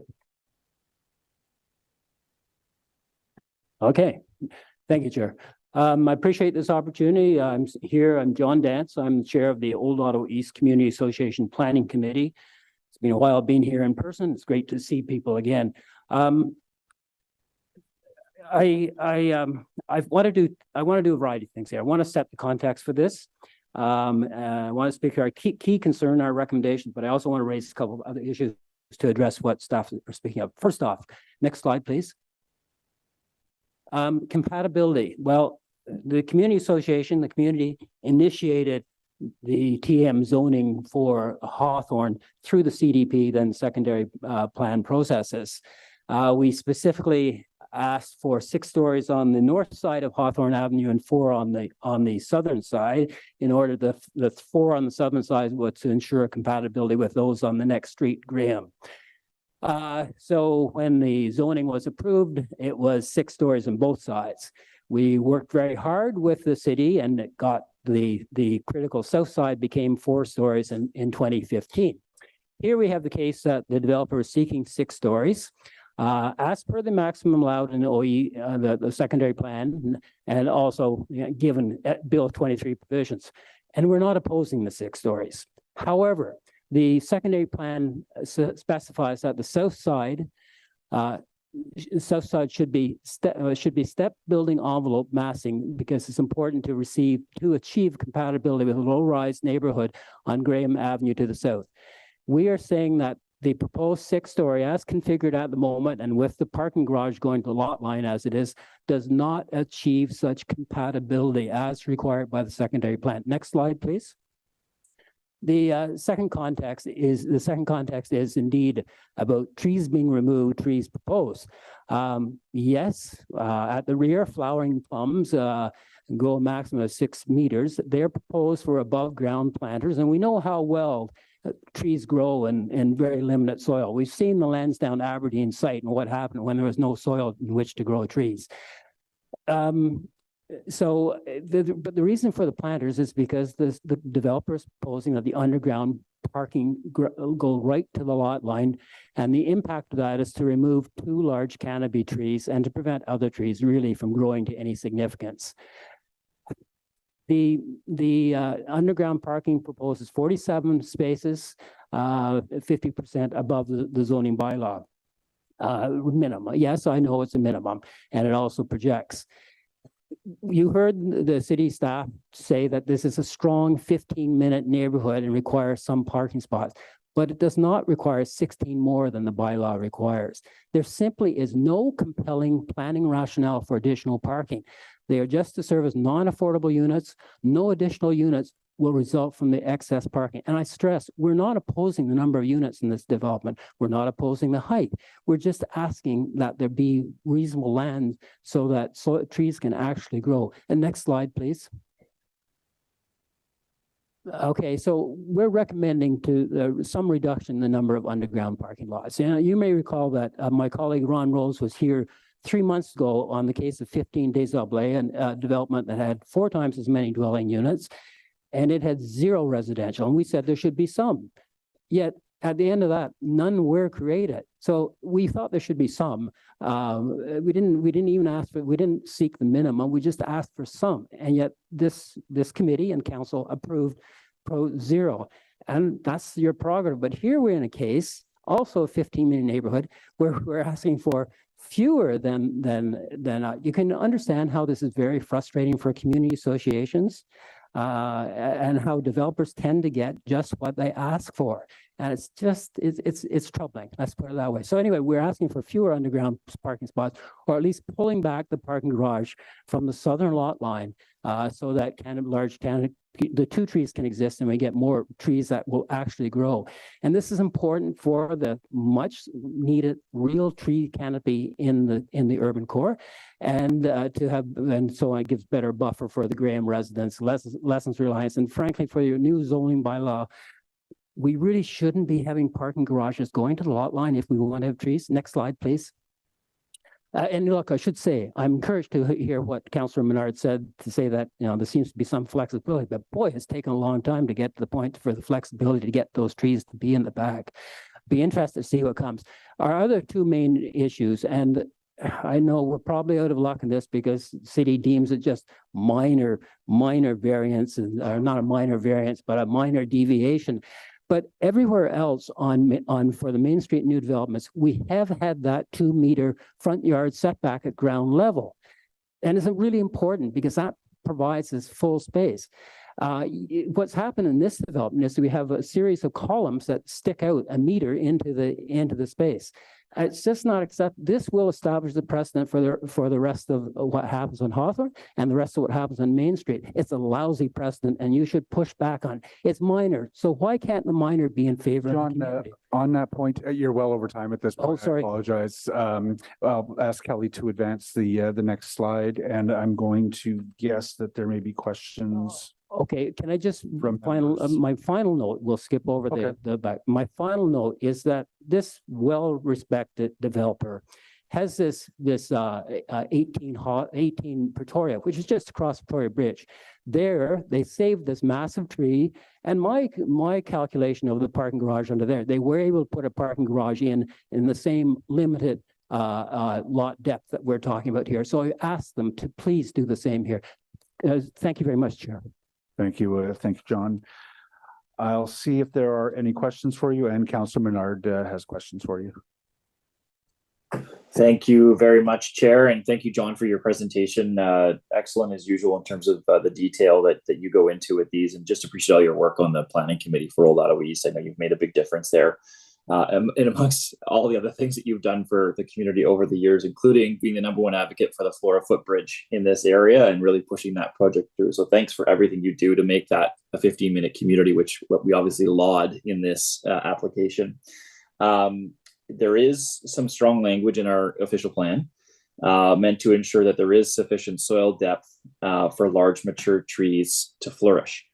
I want to make sure to question around whether or not you think we're living up to that on this site yet. I've heard from staff that there are difficulties in zoning beneath the ground, and that's not something that we're able to regulate, but obviously it's a compatibility thing with the developer and our staff in site plan. And so I guess I just wonder, what would you recommend staff do as part of that ongoing site plan application to help to remedy the situation that you've mentioned around the parking, and recognizing the other changes that have been made on the application?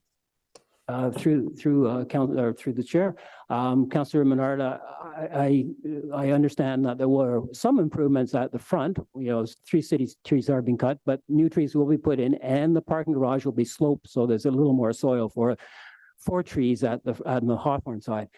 At a minimum, that should be done at the rear. They can do it there. They can surely do it here at the rear to help have real trees for the Graham. So I really don't understand. And also given what you see at 28 Pretoria, I do not understand why this developer doesn't pull that parking garage back. It frankly is a unwillingness of the developer rather than a feasibility. Thank you, Councillor. Thank you, Chair. Okay, thanks very much, John. Thanks, Chair. Thank you very much, Councilman Nard. So we have a similar situation with this proposal that has more than the minimum parking in an area where, personally, I feel, it's supported by good transit. It's supported by great walking, great cycling infrastructure, great amenities in the neighborhood. Does your community association have a position on maximum parking levels? No, we given how the things have evolved, we would say you should be towards the minimum, but certainly not over the minimum. That's our position. We realize that's not what the bylaw says. Yeah. But frankly, in our community, you need a car occasionally, but you do need everybody doesn't need a car. So we really need to be moving. And I believe, as a number of people around this table said, in the consideration of 15 days up late, we need to move away from having cars, especially in the core. Thank you, Councillor. No, it's a fascinating discussion. I know Tim in the back there with the Westboro Community Association would probably be interested in having that discussion, and I know that staff are listening. John, thank you for your presentation today. Alors, la prochaine, c'est Francine Leduc.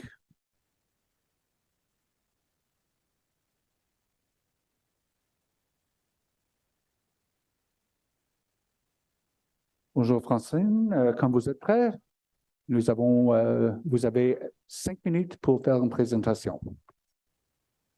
I will do it in English.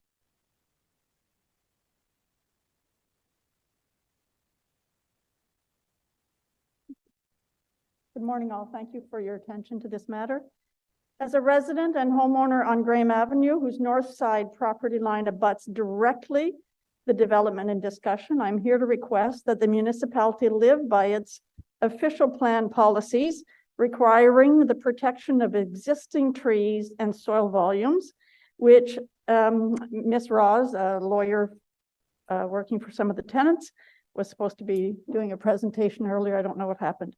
In doing so, I first ask that all NIMBY watchdogs stand down. I'm not here to request the development be disallowed. Housing and densification are required, and better they be in the core than in the greenbelt or on farmland for all the obvious reasons.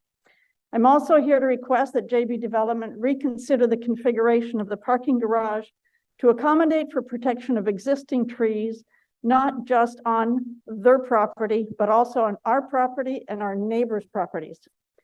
There were some photos of the beautiful large mature oak tree and maple tree, which benefit much of the Graham Avenue residents and will benefit the Hawthorne residents. Graham Avenue, 200 meters east-west street, 1 church, 2 schools, parking lots, total maybe 17 houses. Some are single-family dwellings, but a number of them house multiple apartments. All to say it's not a McMansion neighborhood. It's a mixed neighborhood, a neighborhood with relatively small footprints. In the 7 years that my spouse and I have lived on Graham, we've witnessed 4 mature blue spruce, 1 older maple, and a spectacular 100-plus-year-old healthy silver maple right next door be removed with permission from the city. All but one of those due either to building a single-family home or due to the whims of an absent owner who felt the 100-year-old tree was a disadvantage.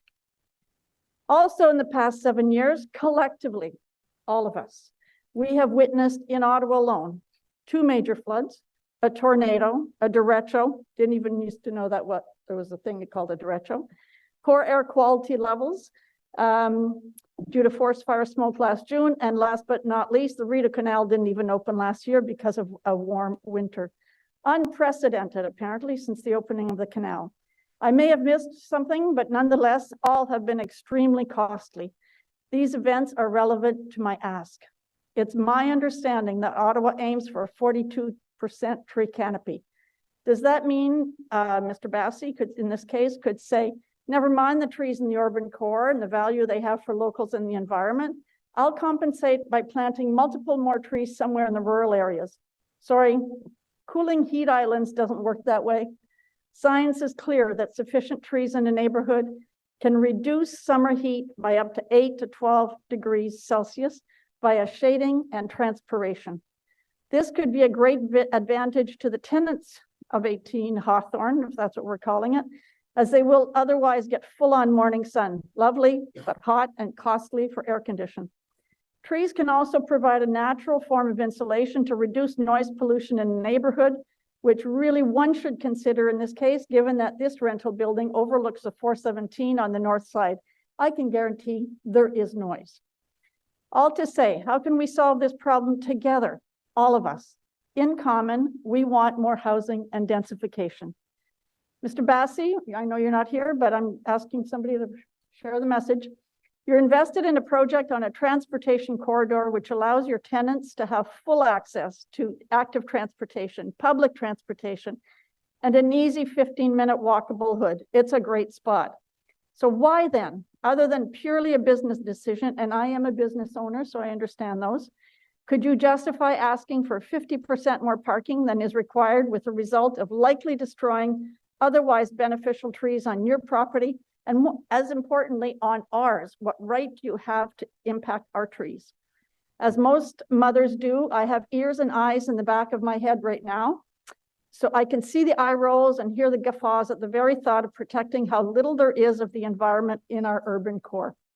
I stand here before you asking you to make a better choice. I implore you to do better, to do the right thing. I invite you to innovate. Find a solution that works for all. There are some smart people in this room. Finally, when? To city councilors, to lawyers, the councilors of urban and rural areas, to planners, engineers, architects, developers, I ask you, when will you begin to make decisions through the lens of the environment? Is it time yet to consider humanity and the planet before all else? If not today, will 2025 be the right time? Will 2030? Will 2045? When our kids and grandkids, young people ask, when did we choose to make a critical difference to the environment? What will we say? Economists in large part seem to think making sustainable decisions makes for good business practices. Antonio Guterres himself, Secretary General of the United Nations, seems to think now is the time to act. It's time now for all of us to act. Christine, thank you very much. I see that Councillor Menard has questions for you. I'll ask Glenn Gower just to take over the meeting for a moment, knowing that Christy Ross is up after as the next delegate. Thank you very much, Chair. Thank you, Francine, for your presentation. Appreciate your comments. I want to zero in on what you're asking for here. I suppose one of the options here would be for the development to keep to the minimum amount of parking that's required currently in our zoning bylaw. Is that some of what you're asking for, obviously with a much larger context, to help to achieve that greater soil depth and tree canopy growth? If I understand your question correctly, you're asking me if the pullback or the setback of the underground parking lot would be sufficient to save the trees, the 2 mature trees on their property and the cedar trees on all of our properties? Is that the question? Not exactly. I've heard that those 2 trees at the back, that would be exceedingly difficult, if not impossible, to save with the current build. What I'm asking is, are you looking for the developer to stick to the parking minimums that are identified for this instead of going over those, so that there might be some more wiggle room instead of 2 levels of underground parking space taken up? So yes, we are asking for them to have less parking for all the reasons mentioned in my presentation, but we're also asking that it be pulled away from the lot line because inevitably it will impact our yards, and that doesn't seem appropriate, and nor do we want it. Okay, thank you very much for your comments here today. Thank you. Over to you, Vice Chair Gower. Thank you.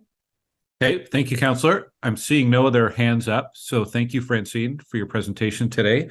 And we will go now to our next speaker, Christy Ross. Good morning, Christy.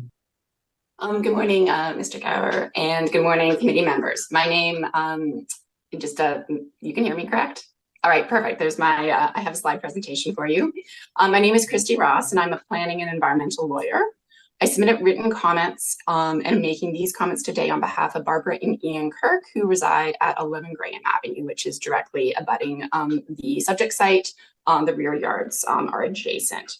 So I come to committee today on a very narrow issue. I'm not talking about refusal of application or reducing any form of intensification at all, but I'm really here just to discuss the need to set back the wall of the underground parking garage to enable soil and existing canopy trees to be retained on site as per official plan policies.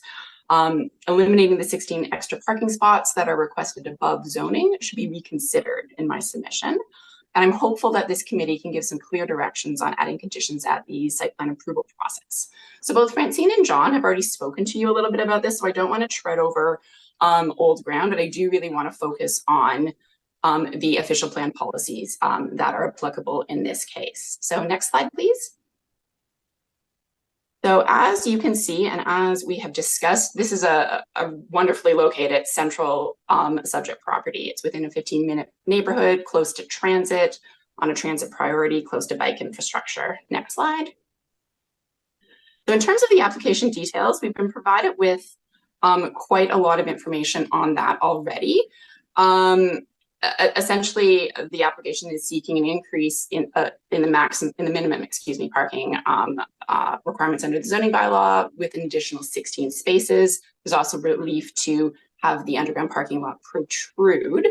And really, it's those sort of two factors, as I understand those two design decisions that are resulting in the need to extend the underground garage to the full extent of the property, right back to the property line. So all soil and all trees will be removed from the site. And that's pretty significant and contrary to some policies in the Ottawa official plan. We heard from Mr. Leahy about the sort of planter boxing that is going to be located on top of the underground parking garage sort of protrusion. And wild trees are proposed for that space. Those are small to medium-sized trees, not sort of something that would grow to be a canopy tree as we understand that term. And based on my review of the landscape plan, about 20 centimeters of soil is proposed in those plant boxes. Next slide, please. So just, I just want to sort of outline the consequences. I've sort of, in the two sort of green circles labeled 7 and 8, those are the existing canopy trees on site.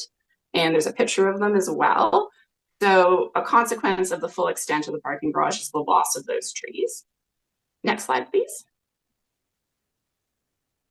And now this slide shows potential offsite losses in adjacent Graham Avenue backyards. So the first two photos show a hedge, which is sort of comprised of about 19 small trees with, quite significant diameter, in fact. And then the third tree is the backyard of 13 Graham Avenue.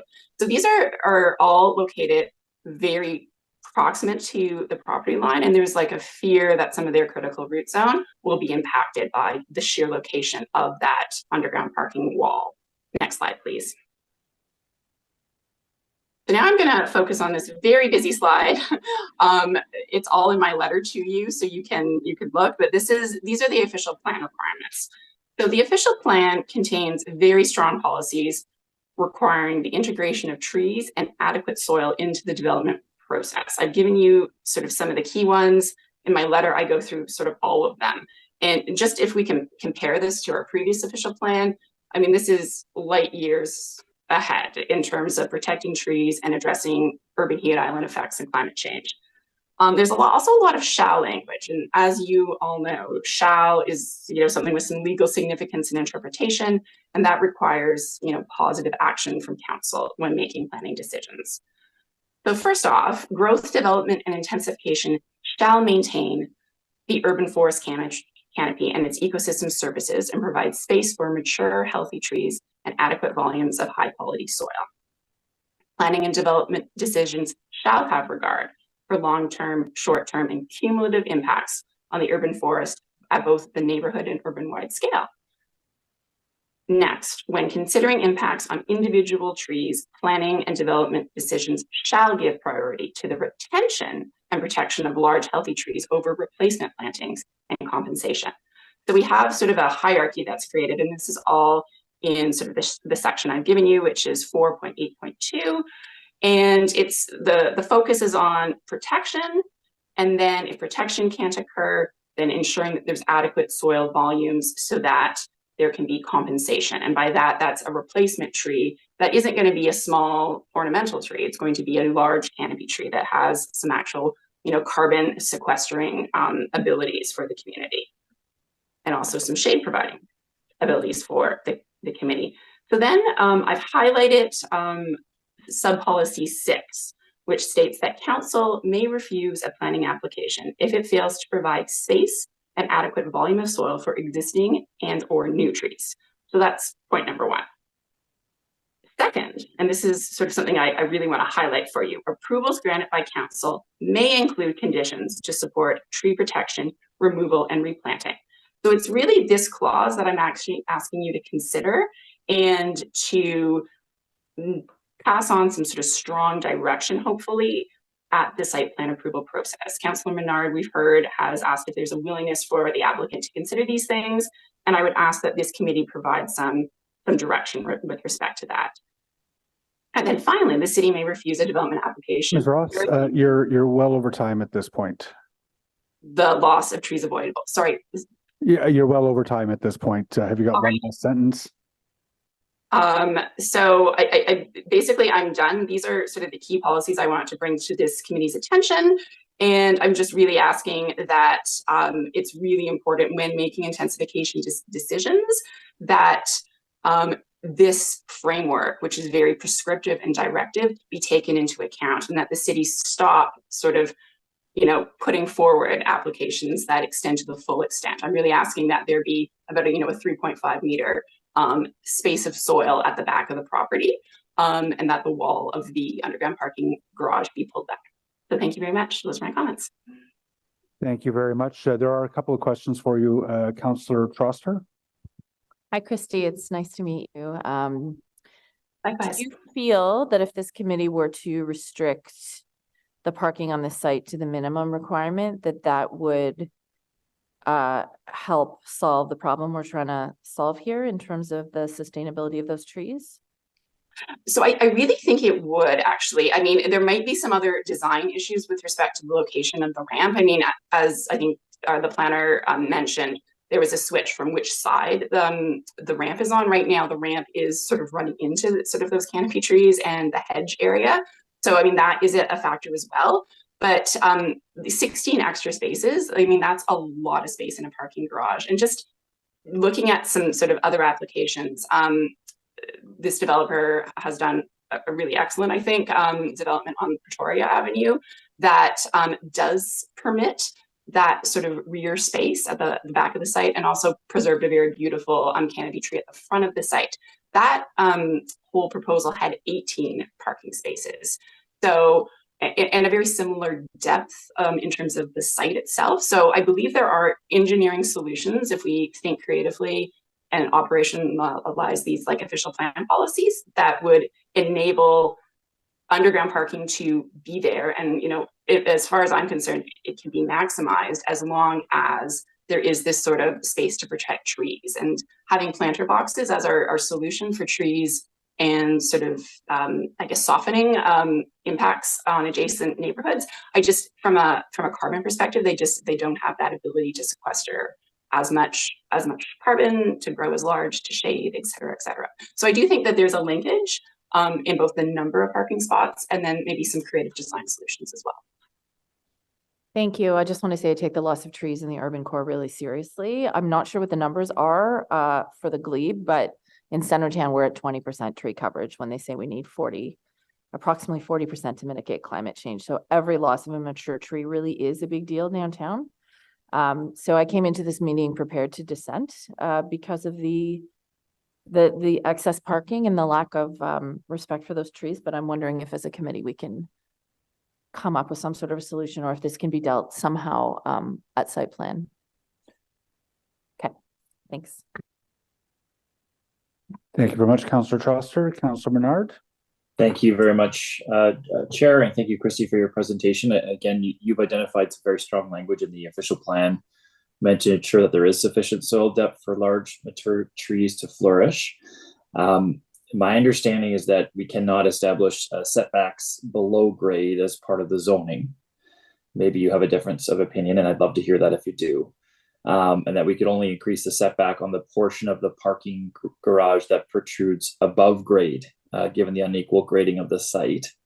And so I guess what you'd be getting at is around maintaining the parking minimums here, similar to Councillor Trosser's question, maintaining the parking minimums here to hopefully work through this in a future stage of site planning. Please do correct me if I'm wrong, or get to the exact crux of what you're looking for, given the zoning issues identified there, and what OP language you found.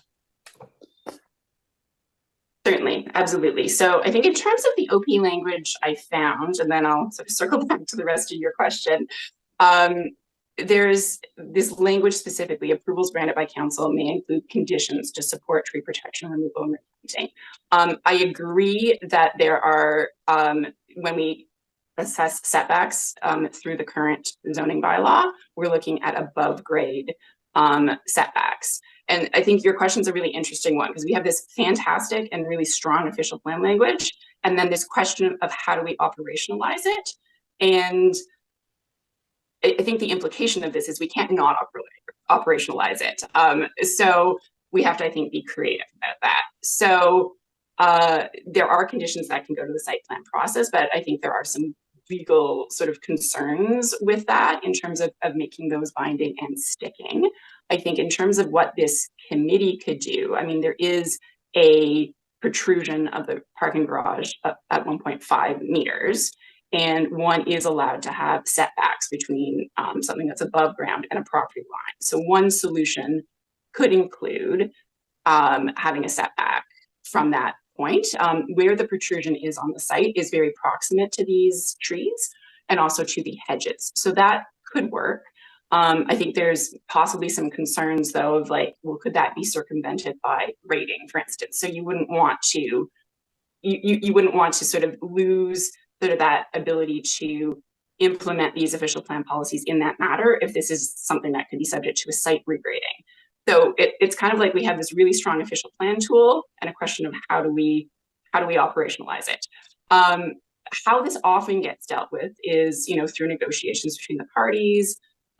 Certainly there's an instance on Champlain Avenue where there was an appeal to the OLT, and it was settled sort of on this issue of, moving the underground parking garage, away from, the site of rear lots. And that was mainly done to protect sort of trees that were on sort of the adjacent properties, but impacted by that change. However, like having to go to an OLT hearing, like that doesn't seem very efficient or necessary. So it's really great if we can deal with these things now. So I think I'm asking for council to do something that is, able to be binding at this point, so that there's an assurance that this is going to be dealt with. I'm happy to be, there for any discussions at the site plan process, although that's something that's usually, done by councillors and by staff.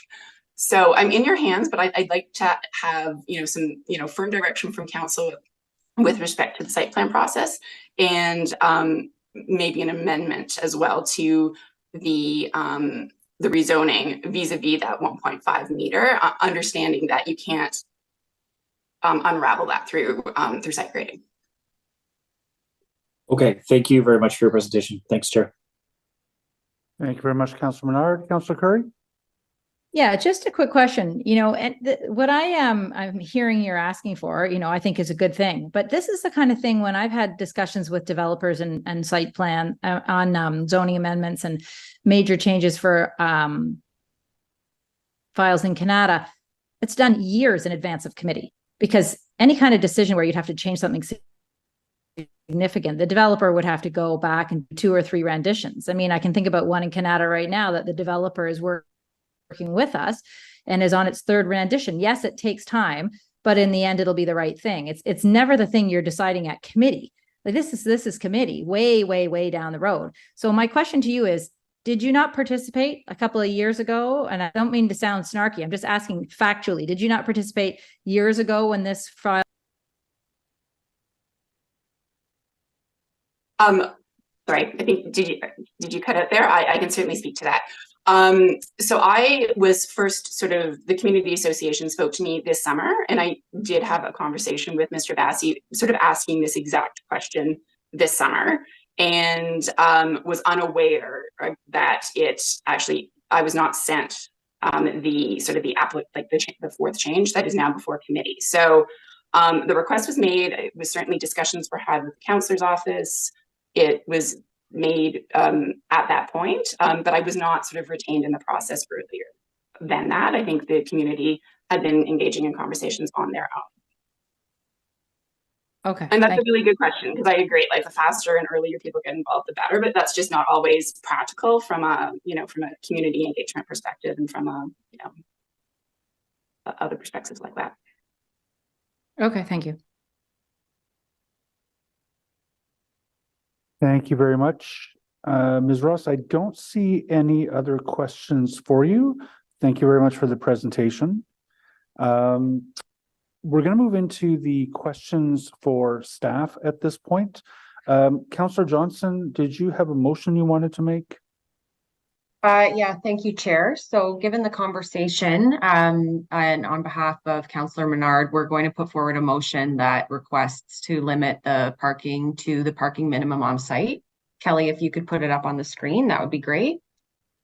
So whereas the proposed development at 1224 Hawthorne Avenue is intended to provide significantly more residential parking spaces than are required by zoning bylaw 2008-2050, and whereas the proposed parking garage will require a zoning amendment to include an above grade portion, and whereas there is insufficient distance between the parking garage wall and rear property line to allow the replacement of deep soil to either retain existing mature trees and landscaping, or the replacement with trees that can grow into canopy trees when mature that have the potential to reduce the heat island effect in the urban area. And whereas the official plan in section 4.8.2 prescribes that space be provided for mature healthy trees on private and public property, including the provision of adequate volumes of high quality soil, and that council may refuse applications that result in avoidable tree loss. And whereas the proposed development of 1224 Hawthorne Avenue is within a centrally located transit and active transportation supportive geography in which private vehicle ownership is not a requirement for daily living. And whereas the committee generally considers that the proposed density is appropriate to the site and wishes to preserve the number of housing units, but that the loss of deep soil to accommodate parking spots is inappropriate during a housing emergency. Whereas limiting parking at this site may allow for greater soil depth conducive to large, mature, healthy trees in line with the policies of the official plan. Therefore, be it resolved that the Planning and Housing Committee recommend to Council that parking provided at 1224 Hawthorne Avenue be limited to the minimum requirement under the existing zoning bylaw, and for this limitation to be fixed in the zoning bylaw. So thank you, Chair. So quickly, just to put forward the preamble for the motion. I think we've had a very interesting conversation today about this proposed development, and certainly the tension between housing and trees is not present. We are talking about the threat to mature trees for parking spaces that go above and beyond the minimum. So this,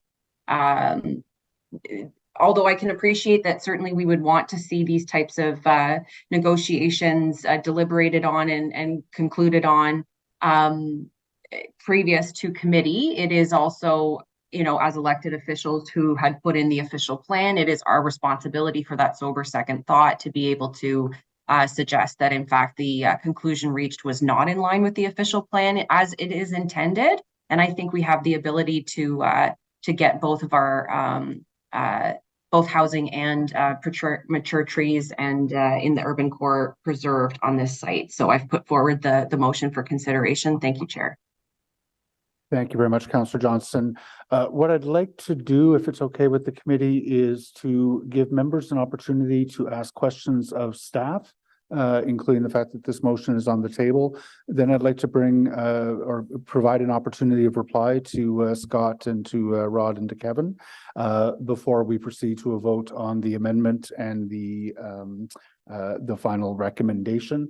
I do feel it's important to provide that opportunity to reply because this could potentially go to the OLT, and I just want to make sure that we've demonstrated some procedural fairness here on something that the applicant may well not have been prepared to address. So what I would do is ask members to ask questions of staff for the time being, and then we'll bring the applicant back. Councillor Troster. Thank you so much, Chair. Can staff speak to why you're recommending more than the minimum for parking in a location that's so close to transit and to a future LRT station? Mr. Chair, I think that question is more adequately addressed at the applicant. We're not making a recommendation, we're reacting to a proposal. So the applicant has proposed a design that has the number of parking spaces through the 2 levels of parking. It does comply with our zoning in terms of the amount of parking relative to resident and visitor.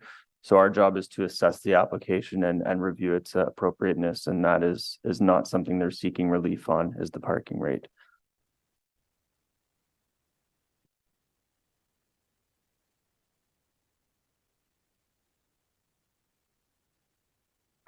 I will reform Councillor Troster's question in a bit. Councillor Gower, sorry, Vice Chair Gower. Thanks. Thank you, Chair. Yeah, I was rereading a bit from one of the discussion papers related to the new zoning bylaw amendment that's coming up. And the one on trees specifically mentions that as a general rule, trees should not be removed to support parking for development, especially where in support of parking spaces that are not required to be provided under the zoning bylaw. Now, I know that's not policy yet. It may be in a couple years, but it would seem like we're heading that direction with our zoning. But besides any of the direction that's in the official plan that's mentioned in that motion, is there any other existing policy that speaks to kind of this prioritization of tree preservation? Like, is there any other policy that speaks to when it's appropriate to support tree removal versus when it's not, as it relates to parking specifically? Thank you for the question. So staff have reviewed the policies that were mentioned earlier by one of the delegates, which emphasizes the importance of urban forest or tree canopy within our downtown core, and staff of course encourage the maintenance and longevity of that tree canopy to support a number of other objectives.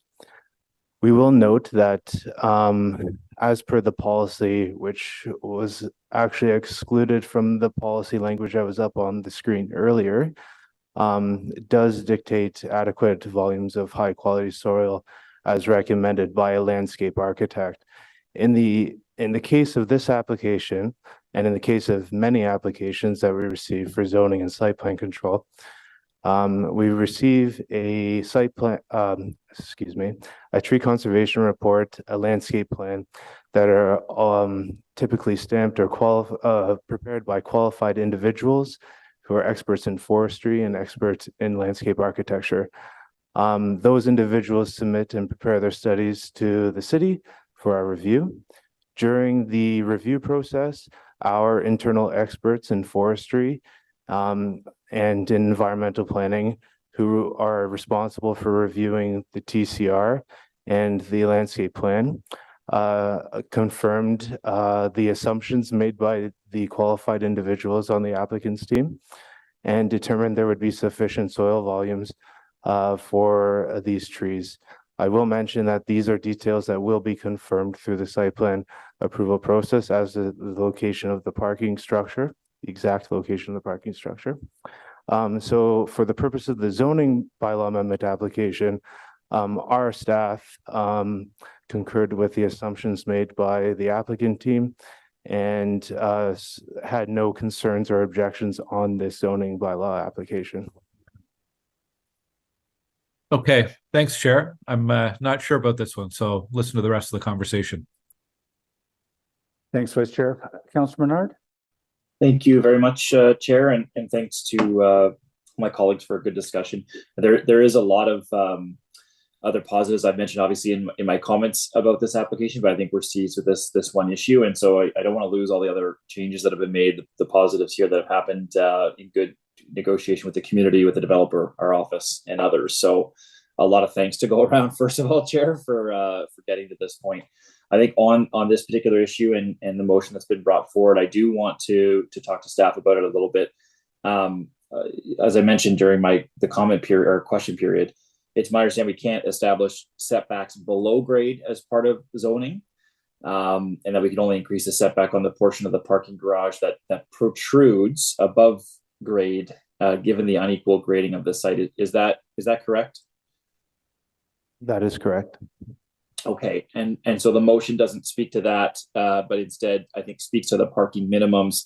Is council within its authority to ask, I guess, enshrine that this development does stick to the parking minimums in this case, as the motion decrees?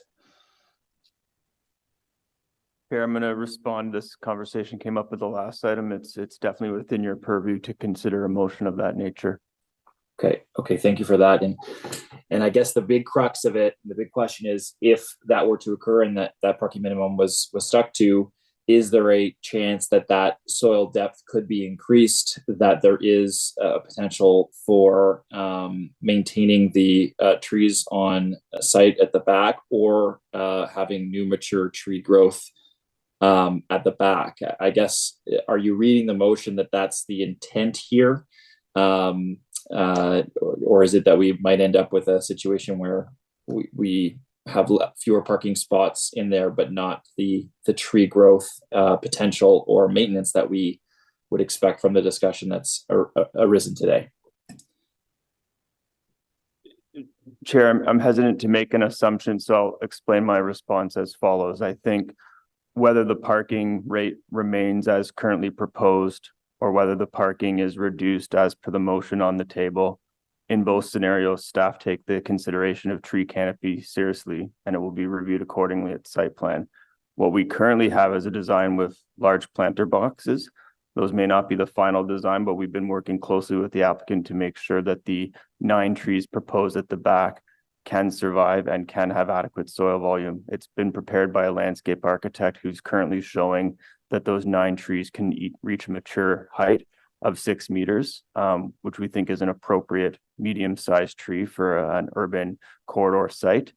So I can't make any speculation as to whether the design of the garage would be significantly altered with the parking reduction. One would assume that it might, but I don't know that it would make a significant improvement to the availability of soil in the rear yard. We just haven't had the ability to take that review. Yeah, and that's fair. I think the intent of the motion obviously would be to maintain as much soil depth as possible and to pull it back and possibly save those trees in the back, though I understand that's difficult, but that's, I think, the intent that we've been hearing around the committee table. So look, Chair, that's it for my questions, and just a final thank you to staff, the developer, our community who've raised these issues. I think we're going to get to a good application here at the end. So thank you, Chair. Thank you very much, Councilor Menard. Councilor Kelly? Thank you, Chair. Thank you guys for answering all those questions. I ran, one of the things on my platform during the campaign was keeping mature trees standing, as many as we can, in new developments. And so this is a really interesting conversation for me as a councillor, because I often come to this committee and argue for more than the minimum number of parking spots. Because I do represent a rural community where most people drive, and just am sympathetic to the issues that I think are described sometimes in new developments when we have narrower streets and less parking available. But when I do look at this, I see a site that could perhaps support, minimum. I would never support below the minimum parking, but this motion does seem to maintain that, while also making the argument that it would help keep more mature trees standing, which I think we all agree is important, particularly this day and age. But am I hearing from you guys that it's possible to provide the proposed number of spots while also maintaining enough soil that would support mature trees? So I would just kind of preface what I'm about to say is that we're still subject to a site plan control application, and typically landscape plan is very conceptual at zoning and the details would get refined at the site plan control process. So I will say that based on what we have reviewed internally and received from the applicant in terms of their landscape plan and TCR, which again are prepared by qualified professionals in the province of Ontario, which do show sufficient soil volumes for the trees, has been confirmed internally, and we have no concerns or objections on the landscape plan for zoning purposes. So I guess my follow-up question to that would be, if there is sufficient soil to support trees that can grow up to 6 meters, why is it being designed with planter boxes and not right into the ground? Right, so thank you for the question. I say the simple kind of answer to that question is that the parking structure obviously contains the number of parking spaces that it does. And what we typically see in these proposals is an underground or below grade parking structure that goes right up to the extensive property lines. It's very common across the city. In this case, there's a slight protrusion above the average grade, and we have recommended similar proposals in various, amendments in various wards across the city previously. We consider that the impact of the projection above the average grade is marginal, especially with the provided screening at the rear property line, which would mitigate the view of this raised area, and also provide, in our opinion, as proposed by the applicant, a compatible design at the rear. And we often hear about conversations that could or should happen at the site plan stage, but what are the challenges? Is it more challenging to influence a difference in the design at the site plan stage if you find that the soil doesn't support it, or whatever is found during that conversation? Like, what are the challenges if we don't pass this motion and then decide at site plan that we would like to reduce parking to preserve trees? I would say right now that we have a concurrent applications for zoning bylaw amendment and site plan control applications. It seems today, based on the conversation we've had, that the applicant team would consider looking at this area, and staff are willing to work with the applicant to find solutions, as we have on in other areas on the site, such as the front yard, where the parking structure was lowered in that area and other measures were made to increase soil depth. But as we understand it right now, that this area does have sufficient width depth for the trees that are proposed. Okay, thank you. Thank you. What I'm proposing to do, I think Mr. Mark is seeking to interject.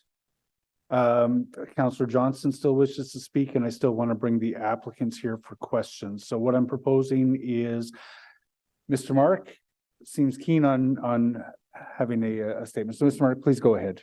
Always valuable. Mr. Chair, of course, I only have the right to speak in committee if I'm asked a question. I thank you for inviting me to speak. I just wish to make two points. First, I'm not speaking loud enough. I apologize. I wish to make 2 points. First, I feel the need to remind committee of the changes that were made to the Planning Act last year, such that the authority over site plan is now an appointed role of staff as opposed to a delegated role of staff. And therefore, while committee can ask staff, committee or council, can ask staff to consider matters, committee and council, in the same way as with the chief building official, committee and council are not in the position to direct staff any longer with respect to site plan matters.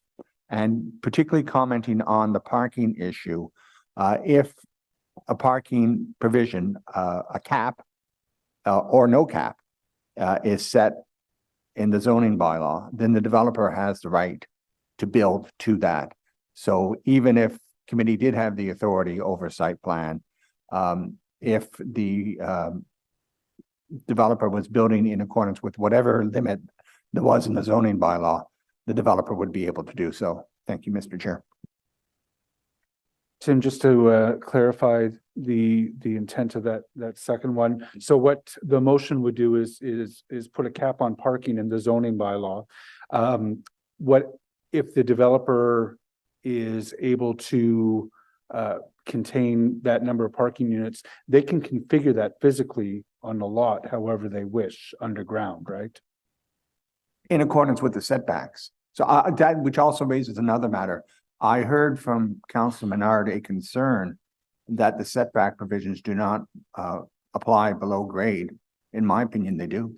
Yeah, and that's I share that. Sorry, I'm obviously defer to your significant legal understanding, but my understanding is that if we wanted to establish a setback for the rear wall of the garage, that's within our purview to do. I hold the same opinion, Mr. Chair. And that would be the best way to ensure that the physical configuration is such that there would be, say, a minimum of 3.5 meters to the property line. I'm not in a position to say it's the best way. It is certainly a way, Mr. Chair. No, understood. So what I'd like to do, I see Councillor Johnson's hand is back down. So what I would like to do is bring the applicants back to address the motion that is on the table. And I'm actually contemplating a short 10-minute recess after that, before we resume discussion with staff or any possible modifications to that motion.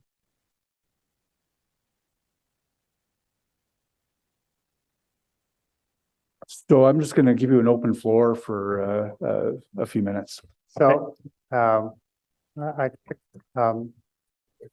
Scott deal with the questions of additional parking, but I will say that any additional parking, which is in the range, I think 11 additional cars, would have zero impact on the placement of the rear rear parking garage. I'd hate to say it's pure mathematics, but it is. In Ottawa, we traditionally have 100-foot depths.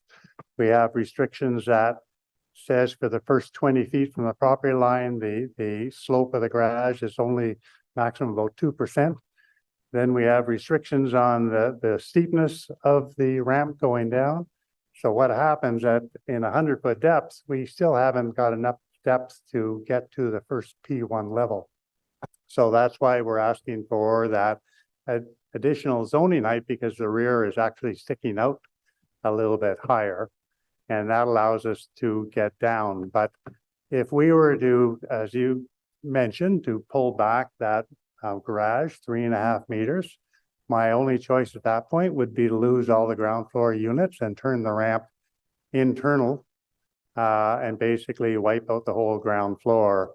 And essentially I would have questionable retail on the street and 0 units in the back, because it'd be the only space to allow me to get to the P1 level. In the case of the Pretoria project, same client and same architect, he made a choice on that project to not do any basically underground parking. We only have 7 parking spaces in that building for, I think, 40-something units. And he's living the nightmare of that. He thought, no, it's not going to be a problem. It's downtown. So he's basically having to buy street parking. And so he's got, as you imagine, the Glebe street parking is an issue. And so that's what caused all sorts of overflow parking issues. And so on this one, he's elected to go with proper underground parking. He didn't want to make that mistake again. And he's put in place, I think, some 11 additional parking spaces over the minimum. But that 11 is really just because by the time we do that P2, we've got extra space and we were able to fit the 11 parking spaces in, and I imagine they'll be well used. But I think, as everyone mentioned, this is a great site. I think he may have overparked it actually, but he's not willing to take that risk at this point. But those 11 spaces have no impact on where that rear line of the parking garage is. It would be there even if we were doing 25% parking, we would be there. And it's pure math. I mean, we've done many traditional Main Street projects. They're all 100-foot depth and they all have this issue. Even in the downtown area on Bezer Street, we have the same issue with underground parking. It's always the same. It's a factor of Ottawa having a very small 100-foot depth compared to cities like Toronto or Vancouver, which have these great deep lots. So, thanks, Mr. Chair. I also want to make a couple points. Appreciate the opportunity to respond. We certainly share the concerns of the members of the motion about the viability of the trees in the rear yard. And to Mr. Forehand's point and others, this is why we are concerned about ensuring that through the site plan process, this is resolved. So that's clear 100%. And there's been some discussion, firstly, about Pretoria, which we were also the agent for and was the applicant's previous site, kind of the sister building to this. And a lot of discussion has been had about their willingness to collaborate and implement changes and respond to feedback from the community. That's been shared here as well, where you see the addition of commercial uses, the improvements along the public realm, the removal of projecting balconies from the front yard, and the achievement of one-to-one bicycle parking. So just to give a little bit of a picture of what we're proposing numerically relative to what the minimum is. So the bylaw currently reads, and I'm summarizing high level, but 0.5 per unit less the first 12 units. That requirement becomes 28 resident parking spaces. What we are proposing is 39 resident parking spaces. So when you subtract, and that's using the same formula, basically what it comes down to is we're proposing a ratio of 0.71. So from 0.5 to 0.71, in my view, and why we've moved forward with this is that it's a reasonable ask. And particularly one of the reasons I want to raise for this is there are 31 two-bedroom units in this building. Two-bedroom units are characteristically more desirable for families. And in order to maintain, the diversity of tenants, you need to have vehicles. I own a vehicle. I live downtown. I don't use it every day. I use it on the weekends. And people have a necessity for this for things like elder care, pet care, hobbies, etc., that might justify a vehicle use. The folks who move into a building like this are more inclined to select this neighborhood because they value things like cycling and will have the opportunity to do so with the one-to-one spaces. So that's one thing I want to add. And then also the scale of the parking garage, as we had noted, is not necessarily tied to this motion. And I want to be clear that the utility of the parking garage, of course, titled a parking garage, also has a lot of the mechanical uses, so the hydro vault, et cetera, things that would otherwise go into the penthouse, which we reduced in scale, subject to feedback from the community. Also, our bike storage, which again, where we have the luxury of space to actually achieve this one-to-one ratio through the scale of the bicycle parking. And that all aligns with what Mr. Lahey has said about the ramps and those things of those natures. So lastly, I want to raise just quickly the relationship of grade. So the situation we encounter is, a building inherently has to be level, and we're on a surface that slopes downward. And so this is where we encounter this issue where in order to include trees, we have to get creative. And what we have is, I believe, a creative solution, one that subject to the scrutiny of the licensed professionals that will continue to work on this can be resolved. And so in my view, I think this application can proceed without the amendment. Thanks. We'll call your time there. The opportunity is now for members of committee to pose questions to the applicant because they won't be coming back to the table. Councillor Kelly? If we did pass this motion, would you appeal it? All right, maybe I'll let the applicant speak to that. Following an internal discussion, I would assume so, but we would have to confirm.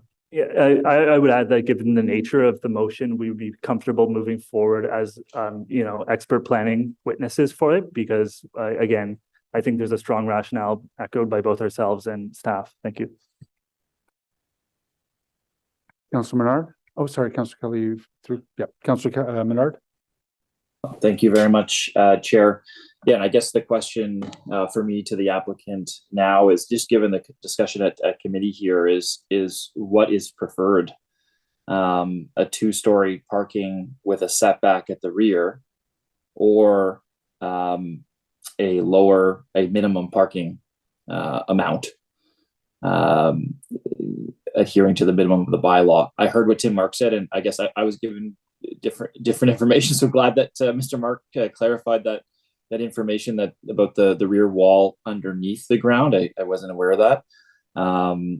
So it seems to me that the discussion now is whether that setback at the rear makes the most sense, or adhering to the minimum parking, given the discussion that we're hearing at committee. Is there a preference from the applicant on either of those? Well, I would just again state, I think if the purpose of the minimum parking is to increase soil depth for the trees, I don't think it's actually going to change that. So if the purpose is just to reduce parking, again, I think I would defer to the client. I know he can accept the 7.5 or 3.5 meter setback from the parking garage, because it would render the parking garage, in my opinion, useless. And so there would be no point in moving forward. So I'm not sure how you want to answer that. I think as Rod stated, the correlation between the lesser parking stalls still doesn't solve the traffic. So I'm sorry, the ramp issue and the lot line. So I don't think that's a solution that solves the other. So we certainly need that ramp at the rear lot line. And I mean, our preference would be the amount of stalls that we have proposed, just based on the experience we had with 28 Victoria around this similar issue. But I suppose if we had to choose, it would be the parking stalls over a ramp for sure. Okay, thank you for that, Chair. That's helpful. I would, Chair, I think it does make sense to take a 5-minute break if you have your purview, obviously, but that might help in this case. Thanks. I'm going to go back to Councillor Kelly. Sorry, I guess this question might be for you, Chair, just because I don't think anyone here is an expert on whether or not trees will be able to grow in the soil. And we're saying that we're hearing from both scenarios here. So is there someone in the room with expertise who can actually answer this question definitively before we cast a vote? Because I feel if I had to vote now, I wouldn't know. I'd have to take somebody's word for it. I'm going to suggest that, it would take an architect to tell us whether or not, if you remove that 3.5 meters on the back, or whether you just, somehow reconfigure the parking for fewer spots, whether there would be the physical space for the ramp. You have Mr. Leahy's assertion that isn't possible. If there were no parking at all, of course, he would have no problem with retaining soil depth in the rear yard. I don't know if city staff have anyone who can speak authoritatively to the constructability of a parking garage with, say, a 3.5 meter setback. Sorry. Mr. Chair, can't necessarily speak authoritatively, but certainly we do recognize that when you are doing any kind of a subsurface structure or any kind of foundation work, there is a area of disturbance around that. So with respect to the retention of a tree, if that is the aim, we would find that likely a significant challenge for that. Regardless, we think that the suggestion is proposed to look at this issue further in site plan and see if there are any conditions that might be put in place to provide for additional soil volume or soil depth is one that that staff can take away and think about, with appreciation, of course, that we cannot receive direction under site plan, so we would take that as a request. Or if I could, maybe I'm confused myself there, or Sir Councillor Kelly. I think we have an opportunity through design to have proper soil depth in a planter or a semi-recessed planter to allow for tree growth, and we have We will be supplying details from a qualified landscape architect to ensure that future trees will be able to grow in a properly structured planter, properly watered planter, all those things. So I think I'm very comfortable, and I think the planning department, I think will defer to the expertise that can take place. I think the question regarding the 3 meters, I think about setting it back to allow existing trees, that's a different issue. So. I just want to follow up with Mr. Wise quickly, just to be very clear about the answer that you just gave. Did you say that any changes to the footprint of the parking garage would not have a material effect on the ability of trees to grow or survive within this property? Chair, the issue with respect to the viability of trees, either small canopy trees, medium canopy trees, large canopy trees, size trees, is something that is currently under investigation by our natural systems team. As part of that urban forest management planning work, we are looking into the development of specifications and best practice guidance for these as part of that UFMP work. It's within our department work plan. There are, of course, industry best practices that exist right now. So from our perspective right now, the issue is with respect to what is the best opportunity within that design to maximize the available soil volume to achieve the kind of canopy coverage that we're looking for. With respect to whether or not that results in viability for this particular design, the policies in the official plan do relate to the input of a landscape architect to provide that guidance. So I'm not going to give you a hard and firm answer here, but the natural systems are aware. We are looking at that. It is a work plan item. And of course, we're in consultation with the landscape architect about this specific site. So we don't know. And again, I'm hearing that there's enough soil to support the trees, but we're still going with planter boxes. So as a lay person, I'm incredibly confused and making this decision difficult, but yeah, anyway. Yeah, so I am proposing we take a quick break, but the intent behind the motion is to guarantee through a zoning amendment that the wall of the parking garage would be far enough away from the property line that there would be deep soil in order to support a large, mature canopy tree, right? And we're seeing lots of I want to call them mid-rise trees. Good Lord. Mid-rise trees. You know, but we're not seeing a lot of big, mature canopy trees in the urban area, and we know the effect that those canopy trees have on mitigating things like heat island effects. If we want to guarantee that there is going to be sufficient soil depth for that big, mature tree, then we need to do something in zoning, because we don't have any control over site plan that guarantees that soil is going to be there. The motion as it is currently written doesn't actually guarantee that it would be the wall would be any further away from the property line. But I think the intent is that by limiting the number of parking spots that the wall could be brought in. And then, of course, we have the assertion on the part of the applicant that you don't need to bring in the wall, that they are going to be able to put trees of very significant size into the space that is back there. The crux of the disagreement is going to be whether or not those are big, mature canopy trees, you know, the giant oaks, et cetera, or whether it's not. You know, I see a few paths forward, and I'm sorry, I see your hand, Councillor Dudas, but I'll just finish the thought.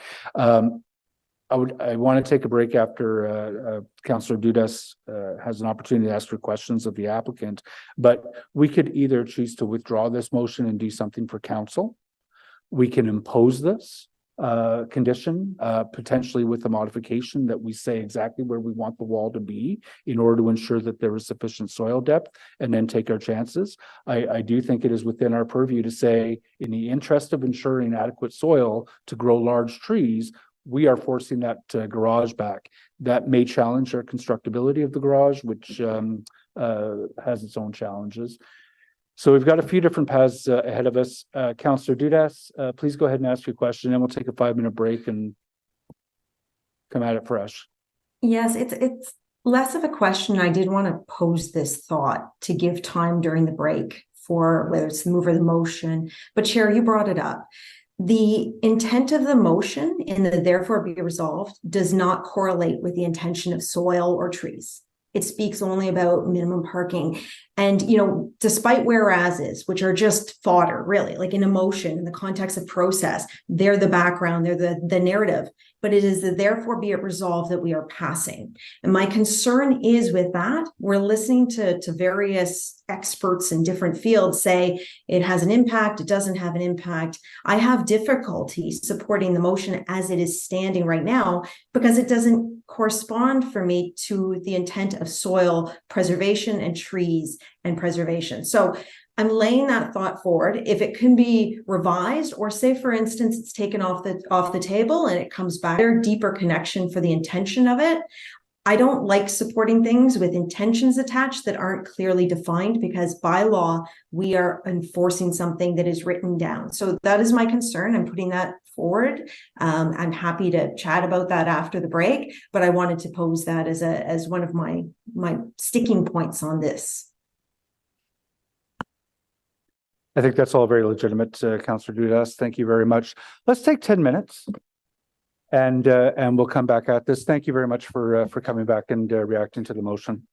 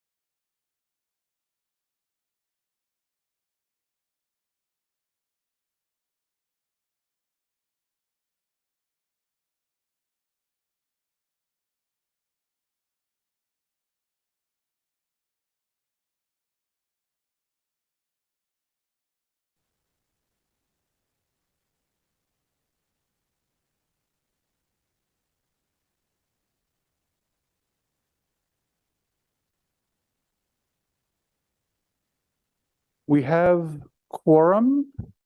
So I'll get the meeting back underway. We're going to pretend Councillor Kitts is in her seat. She's listening. Do I still have quorum? Good. So Councillor Johnson. Thank you very much, Chair. So after a great discussion from committee and strong indication for how committee would like to proceed in support of mutual outcomes of trees and housing, we're going to withdraw the motion and come back at council with something that is a bit further refined.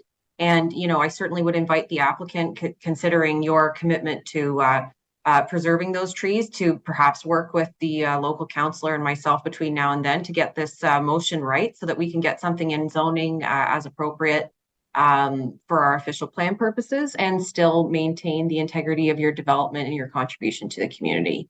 Thank you so much. Councillor, thank you very much. So that motion is withdrawn.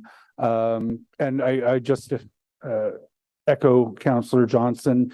If you know, if there is not some solution that would allow a very, you know, large mature tree or a couple of big, large mature trees back there by council, I'll happily bring that motion back with a 3.5 meter setback. I do believe that council has every right to insist on creating that space for trees, but we will take a look at that over the next couple of weeks. And I know Councillor Menard will be working closely with you on this one.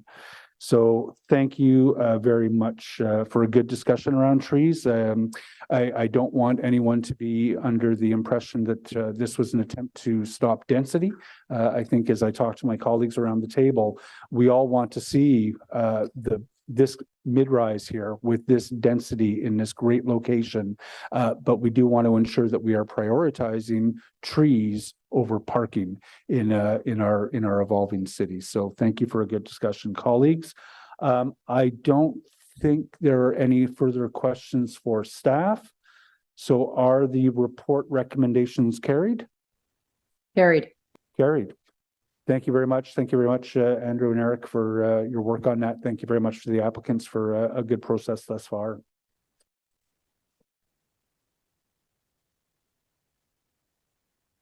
We'll move on to our next presentation, which is our presentation and decision, which is aligning the zoning bylaw 2008-250 with Bill 23.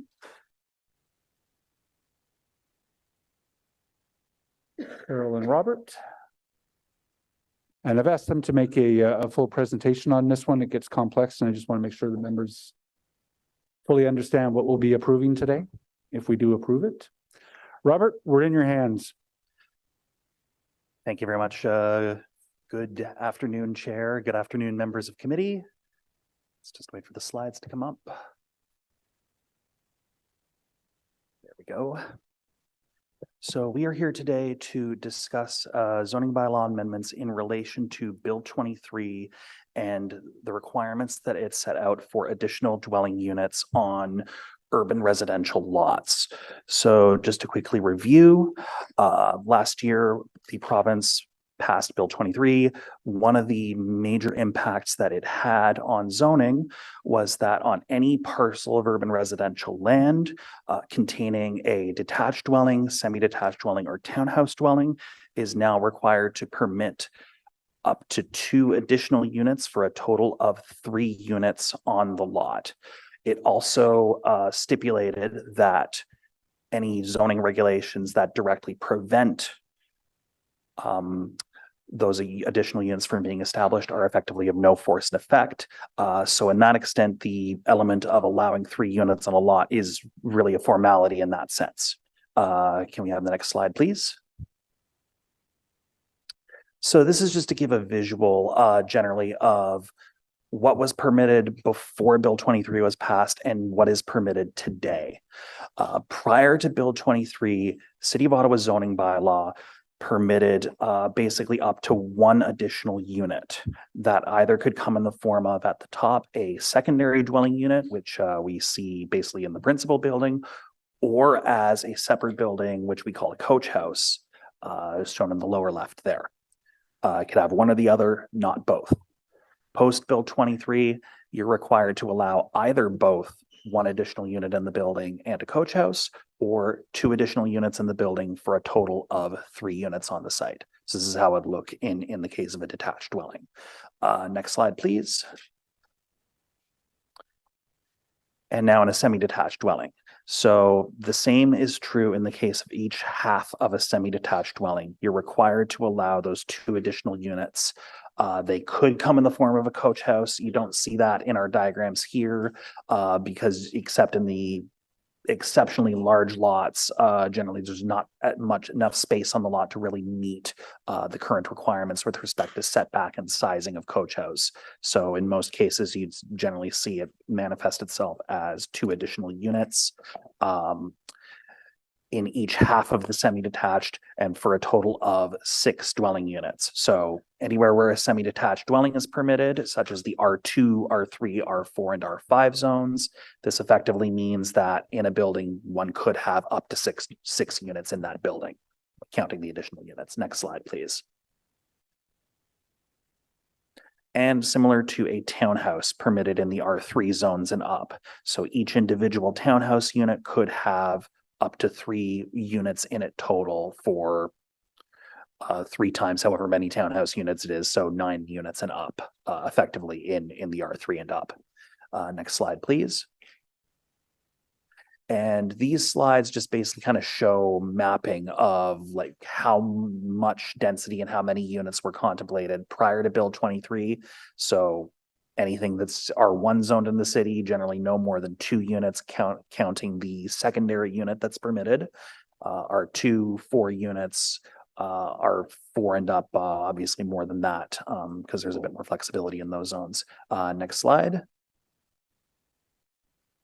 And this is post Bill 23. So in general, R1 zones, no less than 3 units, provided they're fully serviced residential lots. And once you get to R2, which permits semis, we are now talking effectively up to 6 units when you factor in 3 units being allowed in both halves of a semi. So R2 and up is 6 units or more as the zoning increases.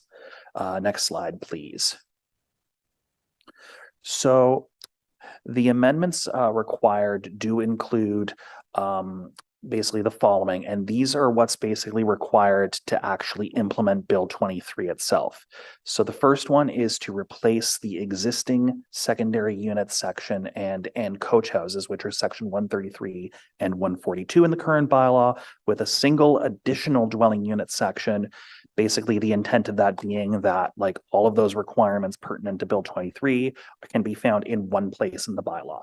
So it is to effect allowing 3 units total on a fully serviced residential lot. With respect to coach houses, which are separate buildings on the site, existing regulations on size, setback, and height are proposed to be currently retained as is, but moved into that new combined section. Next slide. It's a little bit out of order. This was earlier on. Next slide, please.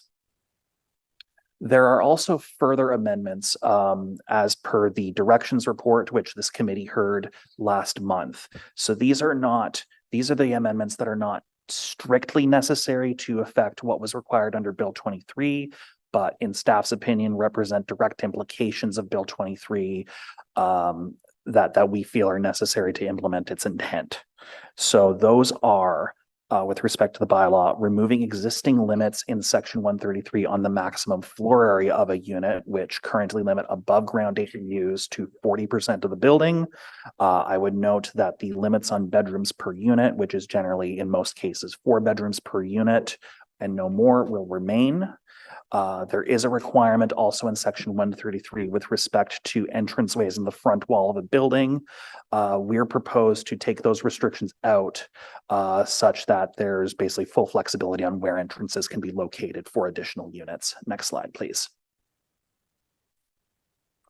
And the other major issue that we brought to committee last month with the directions report was with relation to rear yard parking and landscaping. The reason for this is that in most cases in the residential zones, there are no regulations limiting the use of rear yards in residential zones for parking. So the thing to keep in mind when you see these regulations today under the zoning bylaw, one could hypothetically pave 100% of their rear yard for parking. If they so wished, there'd be nothing in zoning that would prevent that. So the following regulations are proposed essentially as an interim measure to get some sort of regulation on that while the new zoning bylaw is under development. And there's two regulations proposed. No more than 70% of the rear yard can be reserved for a parking area in the rear yards. That includes everything for parking, the parking spaces, any driveways and aisles accessing those spaces. In addition, a requirement that at least 15% of the rear yard area be softly landscaped. So soft landscaping referring to basically vegetative space, grass, sod, etc.